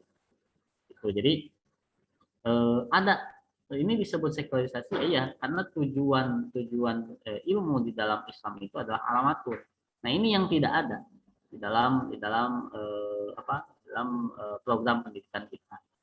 Makanya yang saya bilang kan ini itu sekularisme itu masuk kemana-mana dan mungkin kita rasakan ketika kita menganggap bahwa ilmu itu merupakan satu sarana satu sarana agar kehidupan di masa depan kita terjamin saja, itu ini problem itu. Ya pasti orang yang seperti itu akan mengalami kehampaan hidup. Ini saya itu belajar apa, saya itu kerja lama-lama capek-capek, gimana kok ada yang kosong di dalam saya.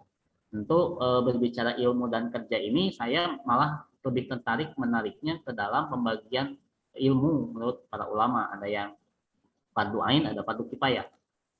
Gitu. Jadi kita tidak perlu mempertentangkan antara saya itu belajar itu untuk apa sih? Jadi misalnya gagasan bahwa belajar ilmu itu untuk meningkatkan ketakwaan itu naif katanya. Kenapa? Karena ya orang itu butuh kerja gitu. Secara otomatis kan kita bekerja sesuai disiplin ilmu yang kita pelajari. Ya, saya kira tidak perlu dipertentangkan karena di dalam Islam pun yang namanya ilmu itu tidak pernah saling dipertentangkan, hanya ada yang diprioritaskan. Tuh. Makanya pengajar misalnya di ilmu-ilmu yang diajarkan sekolah umum dan lain sebagainya, yang intinya itu yang hilang sebenarnya. Tidak masalah misalnya ini mau diarahkan kemana kerja di mana dan jadi warga negara yang baik, itu tidak masalah. Cuman intinya itu jangan hilang, yaitu apa? Ilmu itu untuk mendidik jiwa, untuk menjadikan manusia secara itu. Dia kalau misalnya dikerjakan ilmu hanya orientasinya kerja semata, yaitu termasuk salah satu dari praktek sekularisme.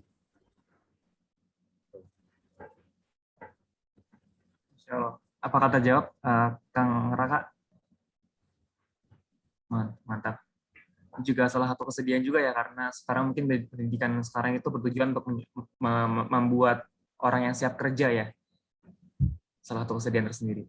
Baik, berikutnya dari Saudara Marjuni Ngabar. Assalamualaikum Ustaz. Sekularisasi diduga telah merambah semua aspek. Yang terjadi saat ini sejatinya westernisasi atau sekularisasi. Ilmu yang kita bahas malam ini sejatinya ilmu dalam pengertian sains atau termasuk dalam ilmu agama. Ya, ini problem dualisme itu juga, dualisme pendefinisian ya, ilmu sains dan knowledge juga termasuk salah satu ciri khas dari sekularisme. Apakah yang kita pelajari itu westernisasi atau sekularisasi yang ada pada saat itu? Ya, yang namanya sekularisme itu merupakan bagian dari peradaban Barat, inti dari peradaban Barat. Keduanya berhubungan. Gitu. Jadi westernisasi itu mensyaratkan sekularisasi. Tuh. Karena kalau misalnya kita ada gak ya? Saya coba cari ya. Sini. Kalau nggak salah itu ada di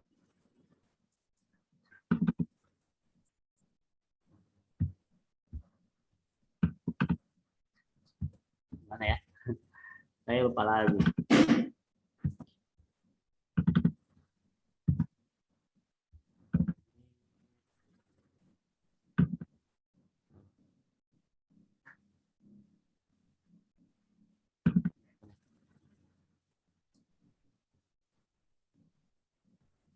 kita lihat ya dari sini bahwa bagaimana sih yang namanya ilmu itu. Oh, ada ya? Oh, bukan di sini. Ya, mungkin kita bisa membaca buku The Introduction of Islamic Worldview ya. Di sana dijelaskan di mana posisi Western worldview, kemudian posisi sekularisme itu. Jadi dijelaskan secara harmonis di sana. Tentu saya tidak menulis ternyata, karena saya lupa lagi. Ternyata yang saya tulis itu adalah agama ya, bukan worldview. Worldview-nya itu sama orang lain. Itu jadi apa yang kita pelajari itu saling mensyaratkan peradaban Western yang sekarang itu yang mensyaratkan sekularisme, karena itu merupakan ruh dan inti dari peradaban Barat. Kemudian di Islam juga ya tidak dikenal yang namanya pemisahan tadi. Makanya tadi kan kalau misalnya pemisahan antara sains dan knowledge. Sains itu merupakan ilmu yang sudah melalui metode ilmiah, sedangkan knowledge itu hanya pengetahuan biasa. Ya tidak, dalam Islam itu saling apa? Saling tahap-tahap. Gitu. Jadi ilmu agama karena tidak bisa diverifikasi oleh indra itu disebut dengan knowledge. Yang enggak gitu juga. Gitu. Karena tidak itu balik lagi nanti ke sumber epistemologi. Gitu. Tentu akan terjadi ketimpangan ketika yang dianggap mutlak itu adalah apa yang bisa diverifikasi oleh indra. Makanya banyak hal-hal yang tidak bisa diverifikasi, bahkan dalam ilmu psikologi pun itu jiwa itu kan tidak bisa diverifikasi, yang hanya bisa diverifikasi adalah tindakan jiwa secara keseluruhan itu juga tidak bisa. Nanti mazhab-mazhab positivistik seperti ini juga muncul kritikannya dari Wilhelm Dilthey misalnya. Makanya dia itu membuat satu metode ilmiah untuk bagaimana cara menjelaskan sejarah itu objektif. Jadi dia itu jengah dengan alam-alam positivistik yang menganggap semua itu benar kalau sudah diverifikasi secara empiris. Itu. Ya, gimana cara kita memverifikasi masa lalu secara empiris? Ini nanti Kang Fahri ini yang bisa menjelaskan ya. Yang jelas Dilthey mencoba merumuskan metode ilmiah bagaimana sejarah bisa dirumuskan secara empiris. Ya gitu, intinya sebenarnya problem dualisme itu juga tidak perlu memakai kacamata Islam, juga kacamata mereka juga problem gitu. Ada banyak juga yang mengkritik. Ya seperti itu. Kang Fahri sepertinya layarnya cuma share yang PPT doang sih Kang. Jadi kalau mungkin Kang lagi buka-buka yang lain, sebenarnya nggak kelihatan sih. Oh gimana? Ini kayaknya Kang cuma nge-share yang PPT-nya aja. Jadi Oh kalau gitu. ya, jadi kalau Ya. lagi buka yang lain mungkin nggak kelihatan. Oh iya, nanti kalau saya nge-share. Oke. Ini juga ada yang nanya tadi mungkin di awal dari Saudara Nat ya, terkait tulisannya bisa dibaca dilihat di mana, itu tulisan Kang Fahri atau tulisan yang mana ya? Mungkin bisa di chat lagi ya di kolom chat. Yang mana? Yang soal elemen itu tadi, Kang. Al-Jili, tulisan Al-Jili. Insan Elemen Kamil, mana? tentang Insan Insan Kamil. Insan Kamil ya. Ini saya share aja ya. Oh ya, Berarti boleh. saya stop share gitu. Terus Share-nya yang Windows kalau nggak salah. saya katro banget ya. Share. Terus mana nih? Ini ya. Yang screen, ya. Nah ini ya. Ya. Ini udah kelihatan ya? Ya, sudah. Kalau tidak salah, itu saya dulu pernah menulis tentang Abdul Karim Al-Jili itu di semester 2. Di tasawuf. Sebenarnya tidak terlalu dalam ya saya membahasnya, karena itu malum lah baru semester awal itu masih aneh gitu tulisannya. Nah makanya ini sebenarnya kalau mau diangkat lebih jauh itu menghubungkan antara Insan Kamil Al-Jili dengan 3 elemen sekularisme itu menurut saya menarik. Gitu. Kita mengkritik 3 elemen sekularisme perspektif Insan Kamil Al-Jili.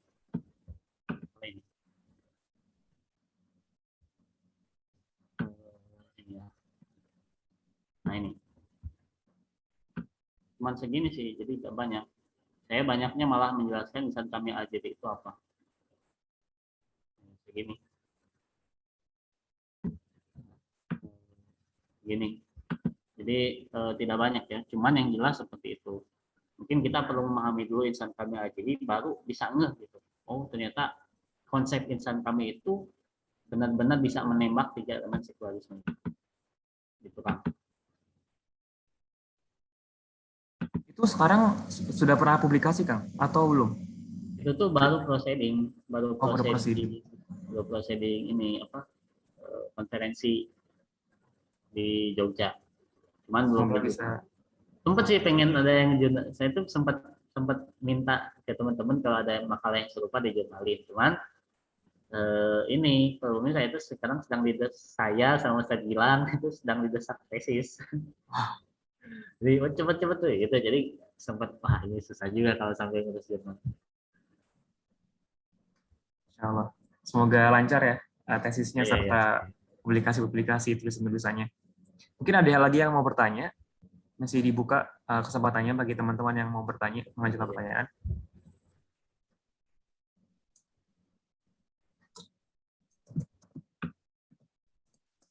Ini mungkin apa yang saya jelaskan juga banyak yang bolongnya, mungkin nanti bisa ini ya.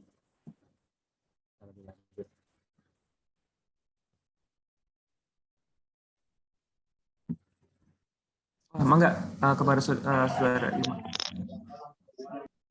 Ya, Assalamualaikum warahmatullahi wabarakatuh. Saya Ilma dari Jakarta.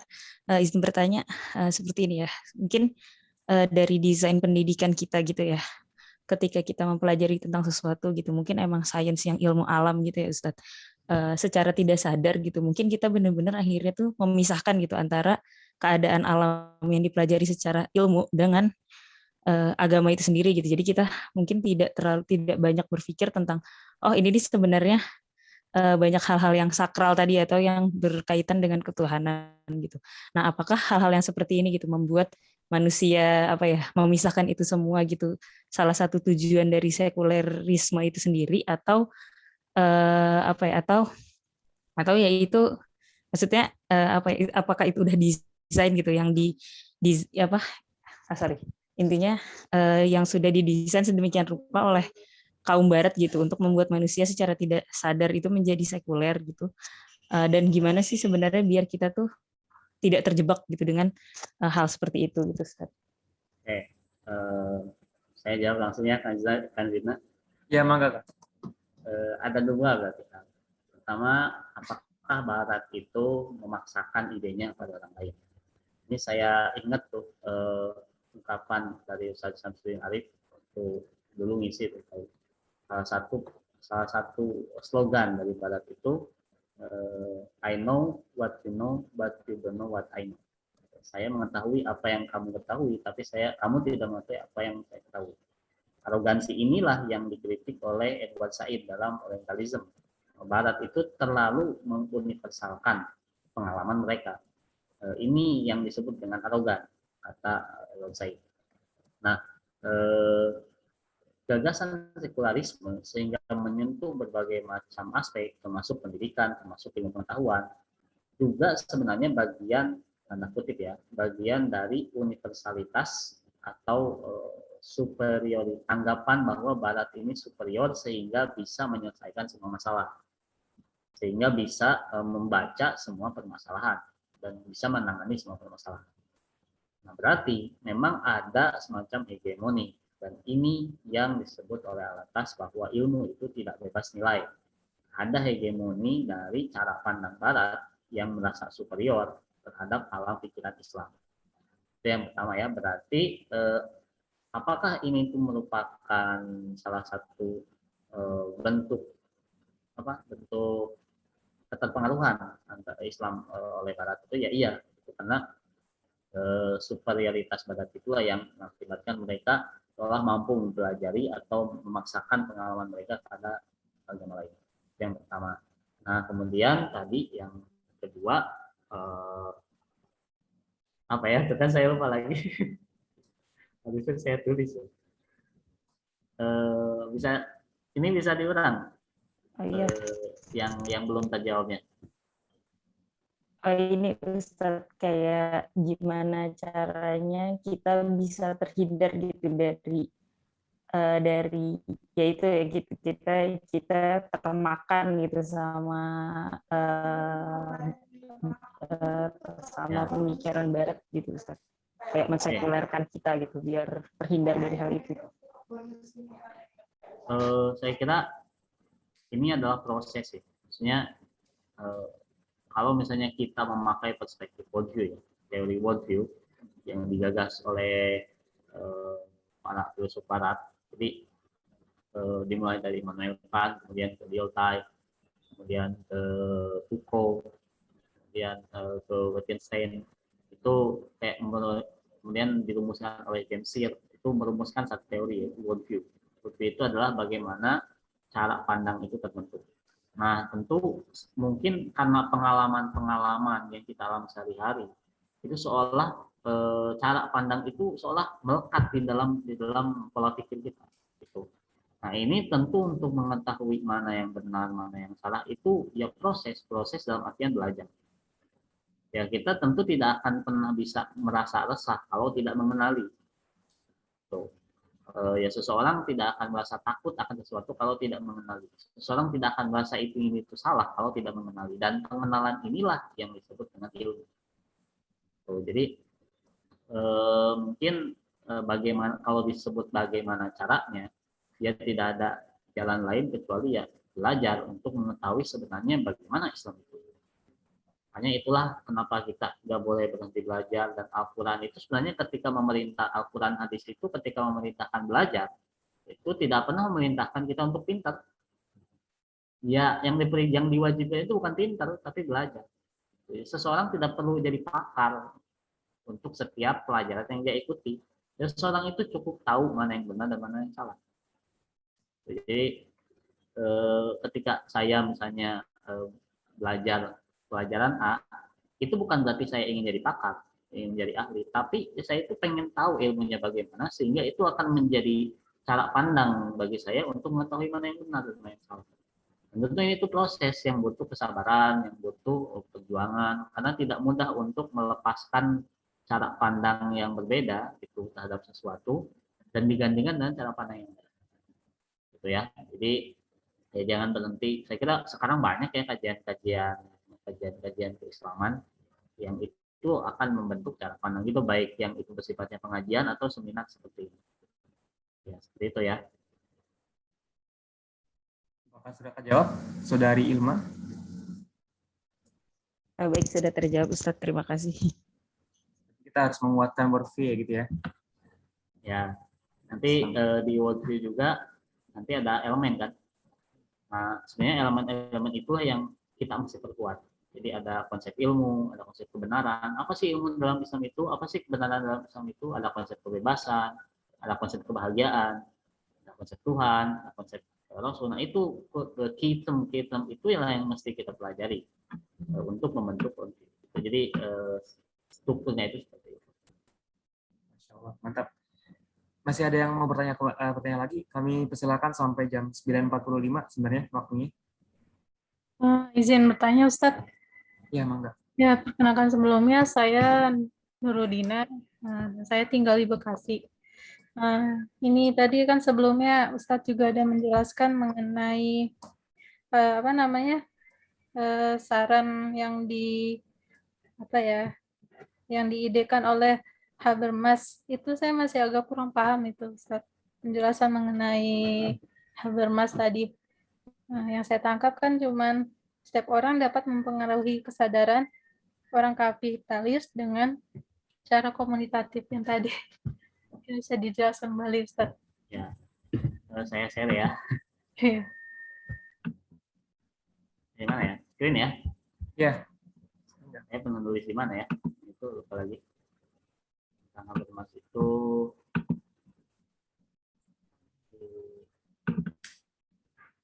mana ya? Salah di sini.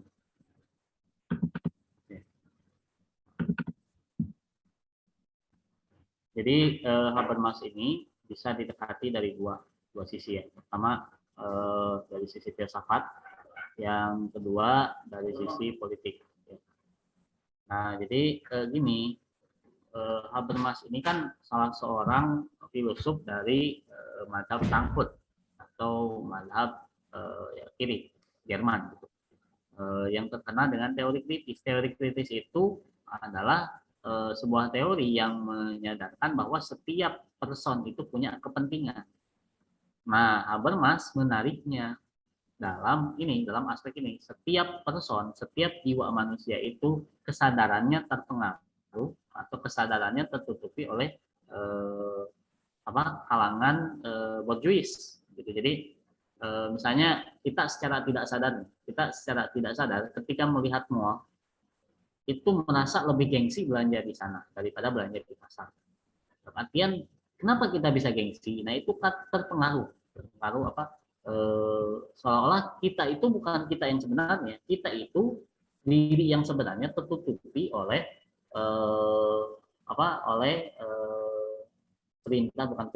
oleh pengaruh-pengaruh dari kalangan borjuis itu dalam sistem kelas. Ini tentu rumit untuk memahami dan menjelaskannya.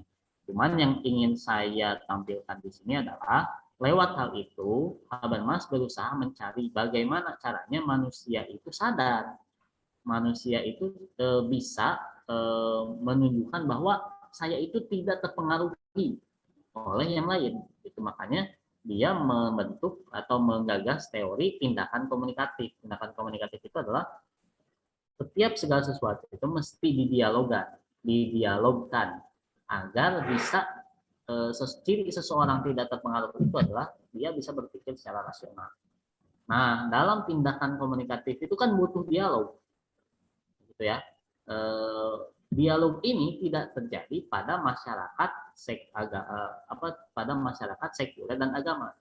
Dan Habermas menganggap agama itu menghalangi terjadinya dialog dalam demokrasi, gitu. Antar agama kan masing-masing agama punya privatisasi masing-masing, punya punya eksklusivitasnya masing-masing, sehingga mereka tidak bisa dialog. Tuh. Maka agama ini dianggap sebagai penghalang. Tapi kata Habermas, satu sisi yang namanya sekuler itu telah gagal. Kenapa? Karena manusia memang tidak bisa dilepaskan dari agama dalam ranah publik. Itu sudah banyak kejadiannya. Nah, makanya Habermas itu mengatakan agama itu pasti dihadirkan kembali, tapi dengan dialog komunikatif. Dalam artian agama mesti tunduk pada halayak publik.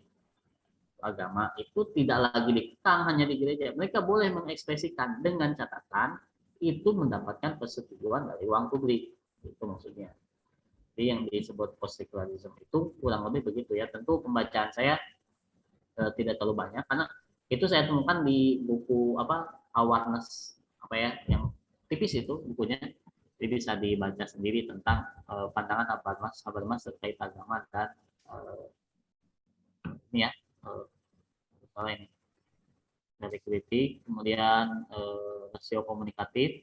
Ini erat kaitannya sama ilmu komunikasi ya, rasio emansipatoris, kritik atau teologi. Jadi itu ide-ide dari Jürgen Habermas. Itu tentu tidak lengkap ya, maksudnya banyak bolongnya. Cuman secara sederhananya seperti itu. Saya pun juga perlu untuk mendalami itu. Apakah sudah kejawab, Saudari Nurulina?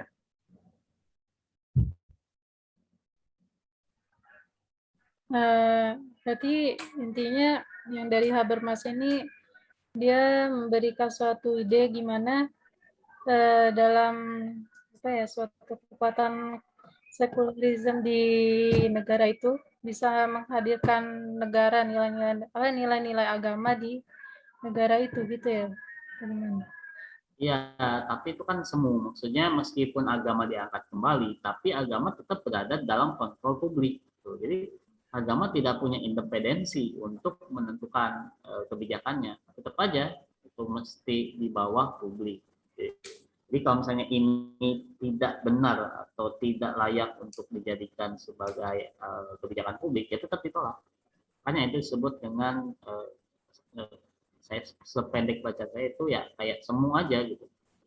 Sekularisme itu bukan artinya menghilangkan sekularisme, cuman memberi ruang bagi agama agar terciptanya demokrasi yang lebih komunikatif. Gitu.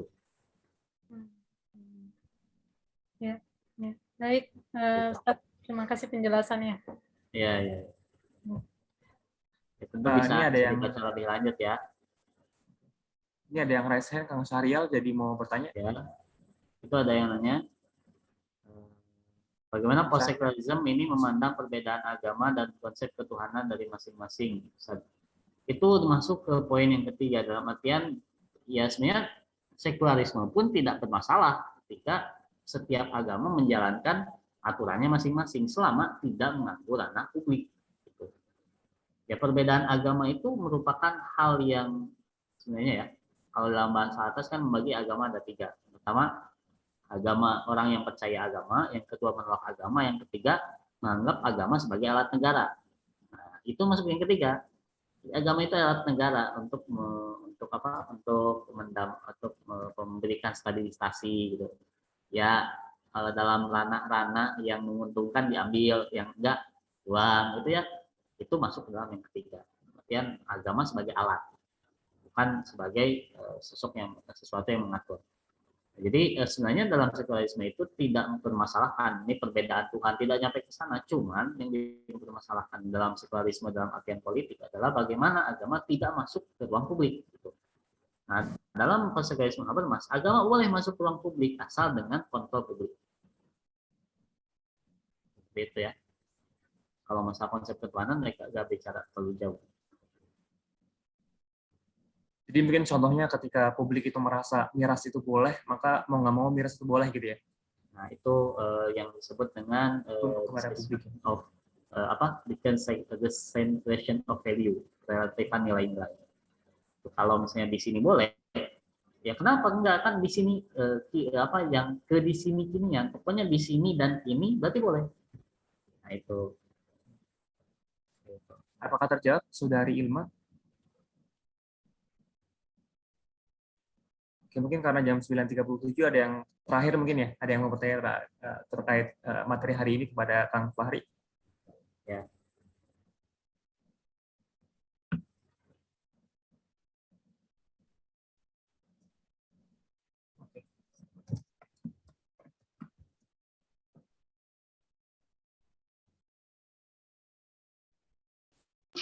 Oke, mohon izin bertanya, Kang.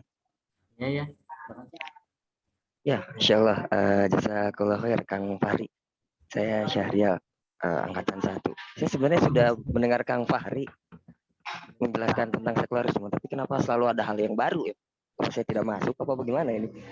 Untuk mendengarkan ini tetap menarik begitu ya.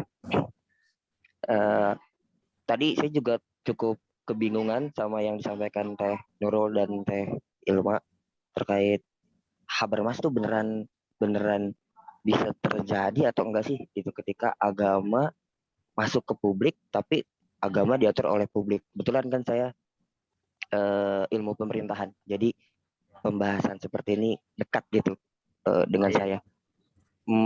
Mungkin momennya bisa dilihat misalnya satu sisi lembaga legislatif bikin perda tentang reboisasi misalnya, tapi di sisi lain juga menandatangani investor dari developer besar-besaran terkait perumahan atau industri.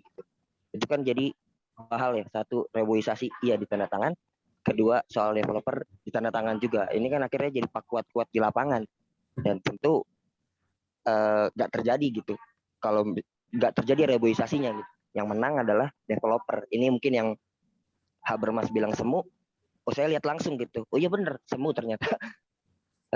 Kemudian yang tadi Teh Ilma bilang juga tentang apa tuh, bagaimana apakah kita harus menghindari terkait ilmu-ilmu dari barat ini gitu ya. Saya sebagai anak fisip di Unpad itu juga kebingungan ini Kang, karena kita tuh seolah kita tidak bisa berdiskusi, masuk ke ruang diskusi bahkan ke kongres mahasiswa gitu. Kalau kita kemudian tidak satu frame dengan frame-frame mereka gitu. Ya Habermas atau Foucault atau Nietzsche, siapapun mereka sebut di dalam kongres mahasiswa. Jadi keren gitu asal nama mundus gitu teh gitu. Kita orang-orang yang kemudian dekat dengan lembaga dakwah ini kebingungan begitu. Nah, maka tadi yang Kang sampaikan untuk mempelajari. Tapi boleh nggak sih Kang? Saya minta contoh-contoh yang rada dekat gitu sama kita, karena tadi ada adik kelas sebenarnya menyampaikan Kang ini istilahnya banyak istilah sosial humanora Saya Oh. kurang ngerti. Kebetulan saya Oke. dari FMIPA gitu. Yang deket tentang sekularisme teh bentuknya gini gitu kayak tadi Akang. Cenah harus dipisahkan dunia dan agama, tapi ada makanan halal di publik.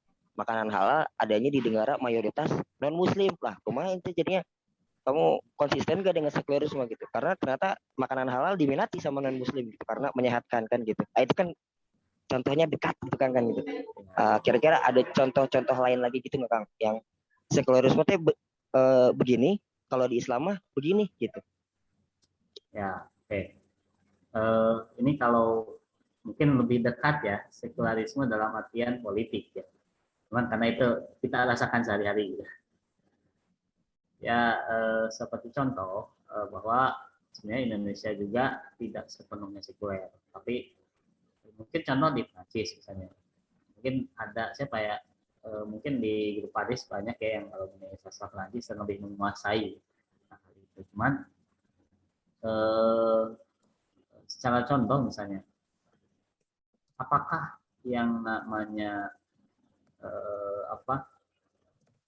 peribadahan yang menyentuh ruang publik misalnya apa ya, jilbab misalnya, pakaian simbol agama, meskipun nanti ini di setiap negara juga berbeda-beda, meskipun mengatakan sekuler tapi masalah simbol agama ini berbeda-beda. Nah, problem jilbab di Prancis ini merupakan salah satu hal yang menunjukkan bahwa simbol agama tidak boleh dibawa ke ranah umum gitu. Itu yang disebut dengan sekuler dalam aspek politik. Nah, tapi sebenarnya kita tidak berbicara tentang hal itu saja. Kita berbicara dalam tataran yang lebih luas. Misalnya, bahkan ketika misalnya seseorang itu belajar, ini kan yang lebih dekat ya, yang belajar, kemudian dengan belajarnya itu dia menganggap bahwa saya belajar untuk jaminan masa depan. Saya belajar untuk memenuhi kapasitas saya sebagai seorang pekerja. Maksudnya, itu intinya saya itu belajar pengen kaya gitu. Nah, itu tuh kayak mencerminkan bahwa ilmu itu hanya sebatas untuk duniawi saja. Nah, tidak ada unsur bahwa ilmu itu untuk mengenal Allah Subhanahu wa taala. Kemudian ilmu itu untuk memahami bagaimana dirinya gitu. Jadi contoh yang lebih dekatnya mungkin bisa kita rasakan sehari-hari ya. Bisa kita rasakan kalau kan gini, isu dalam politik saja ya, isu sekularisme dengan itu tadi kan muncul ketika ketika munculnya konsep nasionalisme, kemudian munculnya pembagian negara.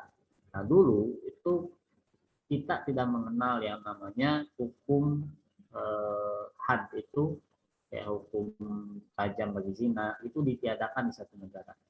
Nah, itu ditiadakan dari satu negara itu ketika muncul nasionalisme. Itu munculnya. Jadi bangsa Arab pada saat itu terkejut dengan gagasan nasionalisme. Gitu, itu kayak kejauhan lagi ya. Gimana yang contoh yang dekatnya? Mungkin Kang Fandi bisa, Kang Dina bisa membantu mungkin. Waduh. Apa ya? Saya nggak berani mengatakan kalau misalnya kita makan kemudian dengan makan itu kita tidak niat ibadah itu sekuler. Saya nggak berani berkata begitu. Cuman ada beberapa orang yang mengatakan begitu. Ini memang harmonisasi itu mesti ada dalam seluruh aspek kehidupan. Hanya kan ungkapan dari Ali bin Abi Thalib bahwa hayatuna kulluha ibadah. Hidup kita itu semuanya ibadah. Ya, ketika kita tidak menganggap itu ibadah, ya mungkin kita bisa dikategorikan sebagai sekuler. Itu, tapi saya nggak berani bicara begitu karena itu terlalu terlalu umum gitu, terlalu ini simpel.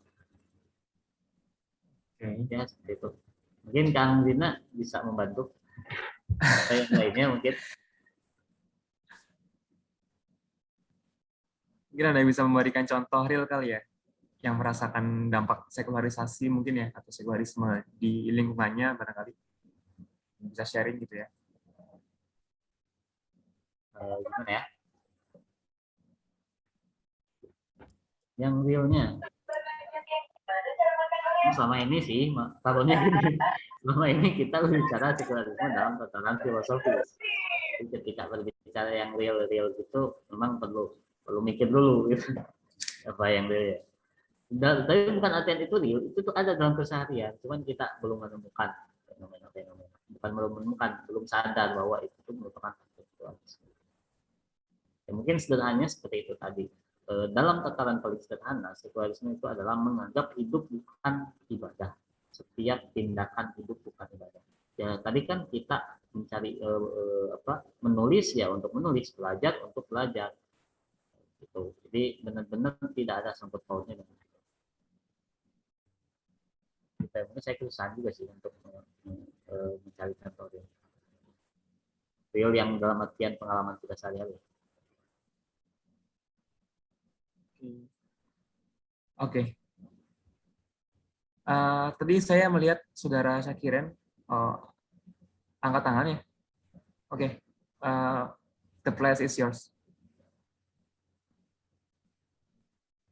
Ya, Mr. Syakirin. Yang lain mungkin bisa ada yang bantu menjawab karena kita kan sedang diskusi ya. Oh iya. Ya, bismillah. Dengar kan? Ya. Ya. Oke. Ya, assalamualaikum. Saya dari Malaysia lah.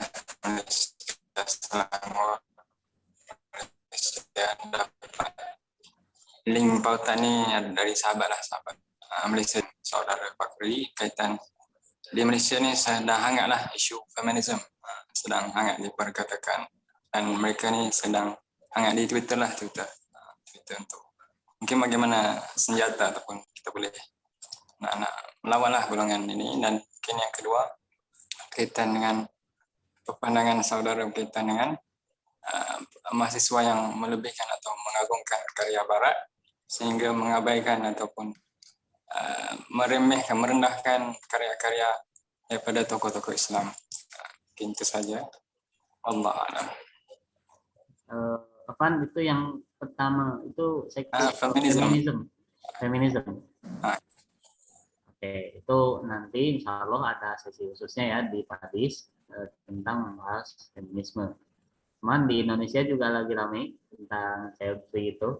Dan sebenarnya di PKU itu di kita itu hampir banyak sekali setiap angkat itu bahas feminisme karena isunya itu selalu banyak hal yang bisa disentuh. Karena yang paling parah itu ketika feminisme sudah menjadi cara pandang. Cara pandang itu kan terhadap semua realitas. Dalam pendidikan muncul kesetaraan pendidikan. Maksudnya kesetaraan laki-laki. Bahkan dalam ketuhanan itu dipermasalahkan. Kenapa di dalam Al-Quran itu huwa, tidak hiya, gitu. Dalam artian ini sudah menjadi cara pandang. Ketika sudah menjadi cara pandang, berarti semua aspek yang realitas yang kita temukan dimulai dari cara pandang itu, di relasi gender. Tuh, ya tentu kita bukan menganggapnya musuh, kita menganggapnya teman yang perlu diajak diskusi. Tuh. Nah, jadi memang feminisme ini hampir di mana-mana di berbagai belahan dunia. Dan bagaimana caranya? Ya, gimana ya? Nggak bisa kita itu tiba-tiba membatasi. Kita tahu itu tuh salah. Cuman salah itu perlu dijabarkan lewat ilmu. Berarti kita perlu untuk banyak kajian tentang hal itu. Di kita juga ada sesi khusus tentang feminisme. Kemudian kalau di Indonesia sudah banyak ya, ada CGS, Central Gender Studies, yang Cetila masuk di dalamnya, ada AILA, kemudian banyak gerakan-gerakan lain yang mengkonter wacana-wacana yang dilakukan oleh feminisme. Sekali lagi kita itu bukan dalam artian menganggap wah langsung judgment, langsung mereka itu enggak, tapi kita perlu untuk berdiskusi. Sebenarnya bagaimana sih? Meskipun nggak semua sesuatu itu selesai dengan diskusi. Itu yang pertama. Kemudian tadi yang kedua itu apa? Tentang orang-orang ini ya, yang mengutamakan bacaan-bacaan barat. Gitu. Oh iya. Oh, kalau kita baca ya di buku Mishkat itu ada 3 kategori orang berhadapan dengan barat. Yang pertama sama menolak antipati. Hanya ini tercermin dalam, kalau sejarah Indonesia ya, kalau dalam sejarah Indonesia itu tercermin ketika Belanda pertama kali masuk ke Indonesia. Kalau dalam konteks Indonesia, mereka itu sampai mengharamkan topi, mengharamkan kemeja. Itu cerminan orang yang menolak semua yang datang dari barat. Kemudian mereka nggak suka sama barat. Ada juga tipe yang kedua, orang yang menerima semua yang datang dari barat. Ini juga tercermin dalam sejarah. Ini orang-orang dalam tanda kutip yang tersilaukan dan menerima semua yang datang dari barat dan merasa inferior. Dalam bahasa Alatas, orang yang seperti itu mengalami penyakit inferiority complex. Jadi inferior yang berlebih, merasa diri itu, merasa agama yang kita bawa itu tidak tinggi gitu. Dan ini tentu Al-Quran sudah menjawab fenomena inferiority complex ini dengan ayat dalam surat Al-Imran, wala tahinu wala tahzanu antumul a'launa in kuntum shadiqin. Kamu itu tinggi derajatnya, kamu itu mulia itu, misalkan kamu itu beriman. Jadi Al-Quran sudah menegaskan diri bahwa orang Islam itu beriman, tak perlulah inferior dengan peradaban barat. Barat dalam konteks ini yaitu orang kafir dulu waktu umat Islam kalah dalam perang Uhud. Nah, gitu. Kemudian selanjutnya yang ketiga adalah orang yang menerima dengan seleksi. Seleksi itu jadi ada proses seleksi. Ya kita menerima beberapa teori. Saya pun ketika menulis paper itu kan merujuk dari orang-orang barat. Cuman ya karena saya punya saringan yaitu worldview, nah, saya setidaknya bisa tahu ini itu tidak sesuai dengan Islam, ini itu sesuai dengan Islam. Nah berarti yang ketiga ini adalah orang yang menerima dengan syarat atau orang menerima dengan saringan. Dan apa saringannya? Yaitu worldview. Nah, mana sebenarnya yang bijak? Yang bijak itu yang ketiga. Kita tidak bisa menolak semua, kita tidak bisa menerima semua, dan kita hanya bisa menerima dengan syarat. Itu. Nah, penerimaan dengan syarat ini tentu kita pasti tahu dulu Islam itu seperti apa. Jadi orang-orang yang silau dengan bacaan-bacaan barat, kemudian dia merendahkan agama Islam, ya ibarat dia berjalan di sebuah pasar, kemudian dia itu berjalan dengan dengan rasa malu gitu. Kan pasar itu tempat orang menawar, tempat orang mentahbiskan diri bahwa saya itu mampu untuk membeli sesuatu dengan harga yang murah. Nah orang yang seperti itu, orang yang kayak dia silau dan peradaban berat itu kayak orang yang berjalan di pasar. Ketika penjual mengatakan ini 10.000 ya, dia langsung jawab ya, padahal harganya 1.000. Gitu.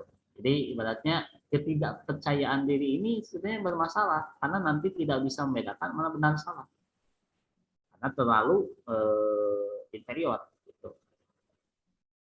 Jadi saya kira untuk menyikapi orang-orang seperti itu ya ya kita perlu dialog lah, kita perlu diskusi bahwa agama Islam itu dalam sejarahnya punya segala punah. Oh ya, saya punya ini pernah baca di Muhammad Asad, Islam Crossroad kalau nggak salah, Islam di persimpangan jalan, yaitu mengatakan no civilization can proper after lost his paradise, his pride and losing from his history. Jadi tidak ada satupun peradaban yang dapat bertahan ketika mereka itu terputus dari sejarah. Orang yang tidak pernah belajar sirah, orang yang tidak pernah mengenal bagaimana kemuliaan agama Islam, mereka tidak akan pernah bangga bahwa saya itu adalah seorang muslim. Kebanggaan itu lahir ketika mereka belajar sejarah. Ini mungkin nanti akan dijelaskan lagi-lagi oleh Kang Fahri ketika besok tema kajian sejarah. Jadi ada dua nih, ada feminisme, ada sejarah. Yang nanti itu sebenarnya memang sering berkaitan konsep kunci itu. Makanya disebutnya seminal konsep. Seminal konsep itu kayak jejaring konsep. Satu jaring itu kan saling berhubung. Jadi apa yang saya jelaskan sekarang sekularisme, besok feminisme itu saling terhubung semuanya. Ada singgungan, ada kaitan. seperti itu. Ini ada yang bertanya satu lagi. Mana ya?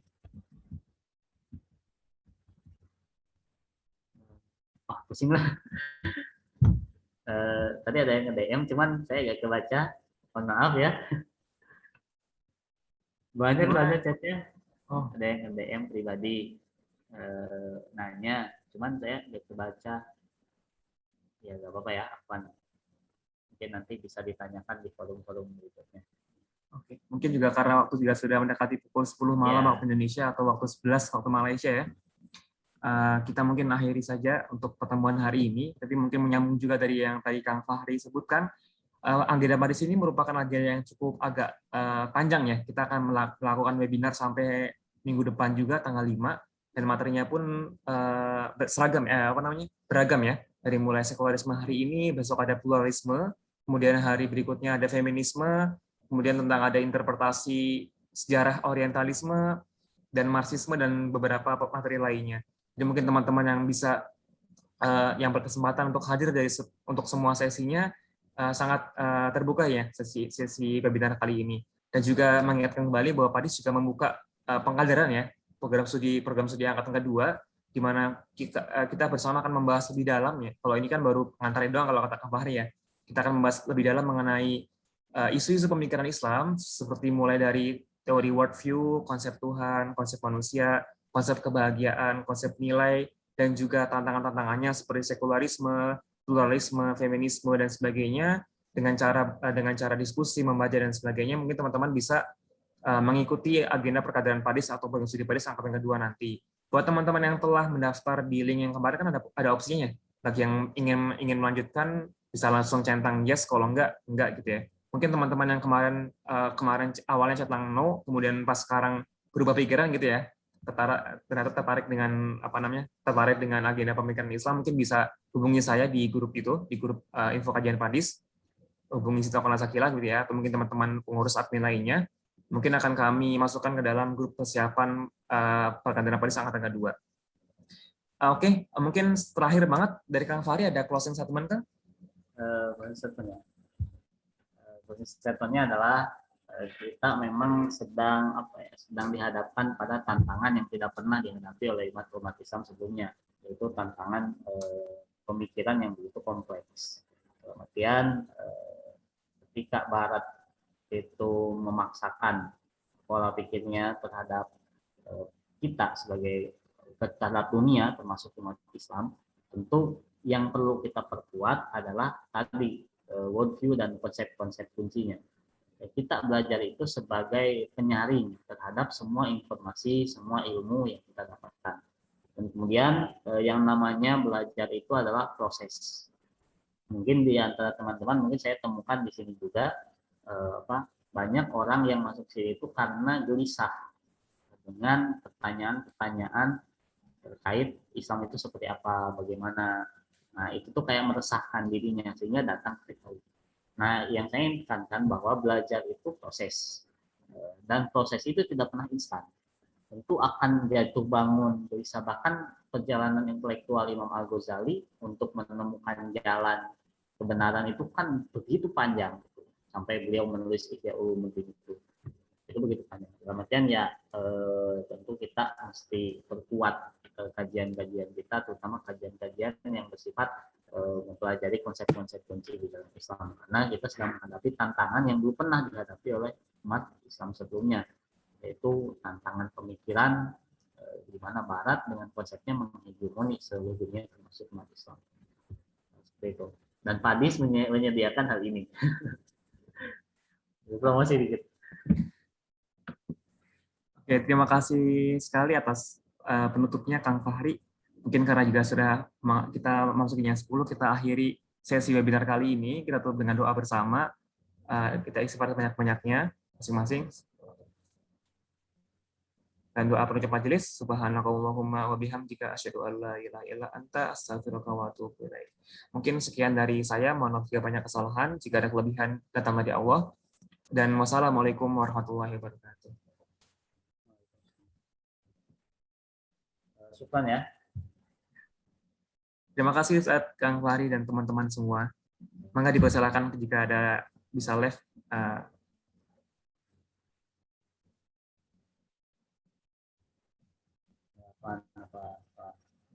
Saya live dulu ya. Atau Ya, gimana? Kang. Ya, boleh Kang. Oke, Mangga, ya. jika mau mengakhiri.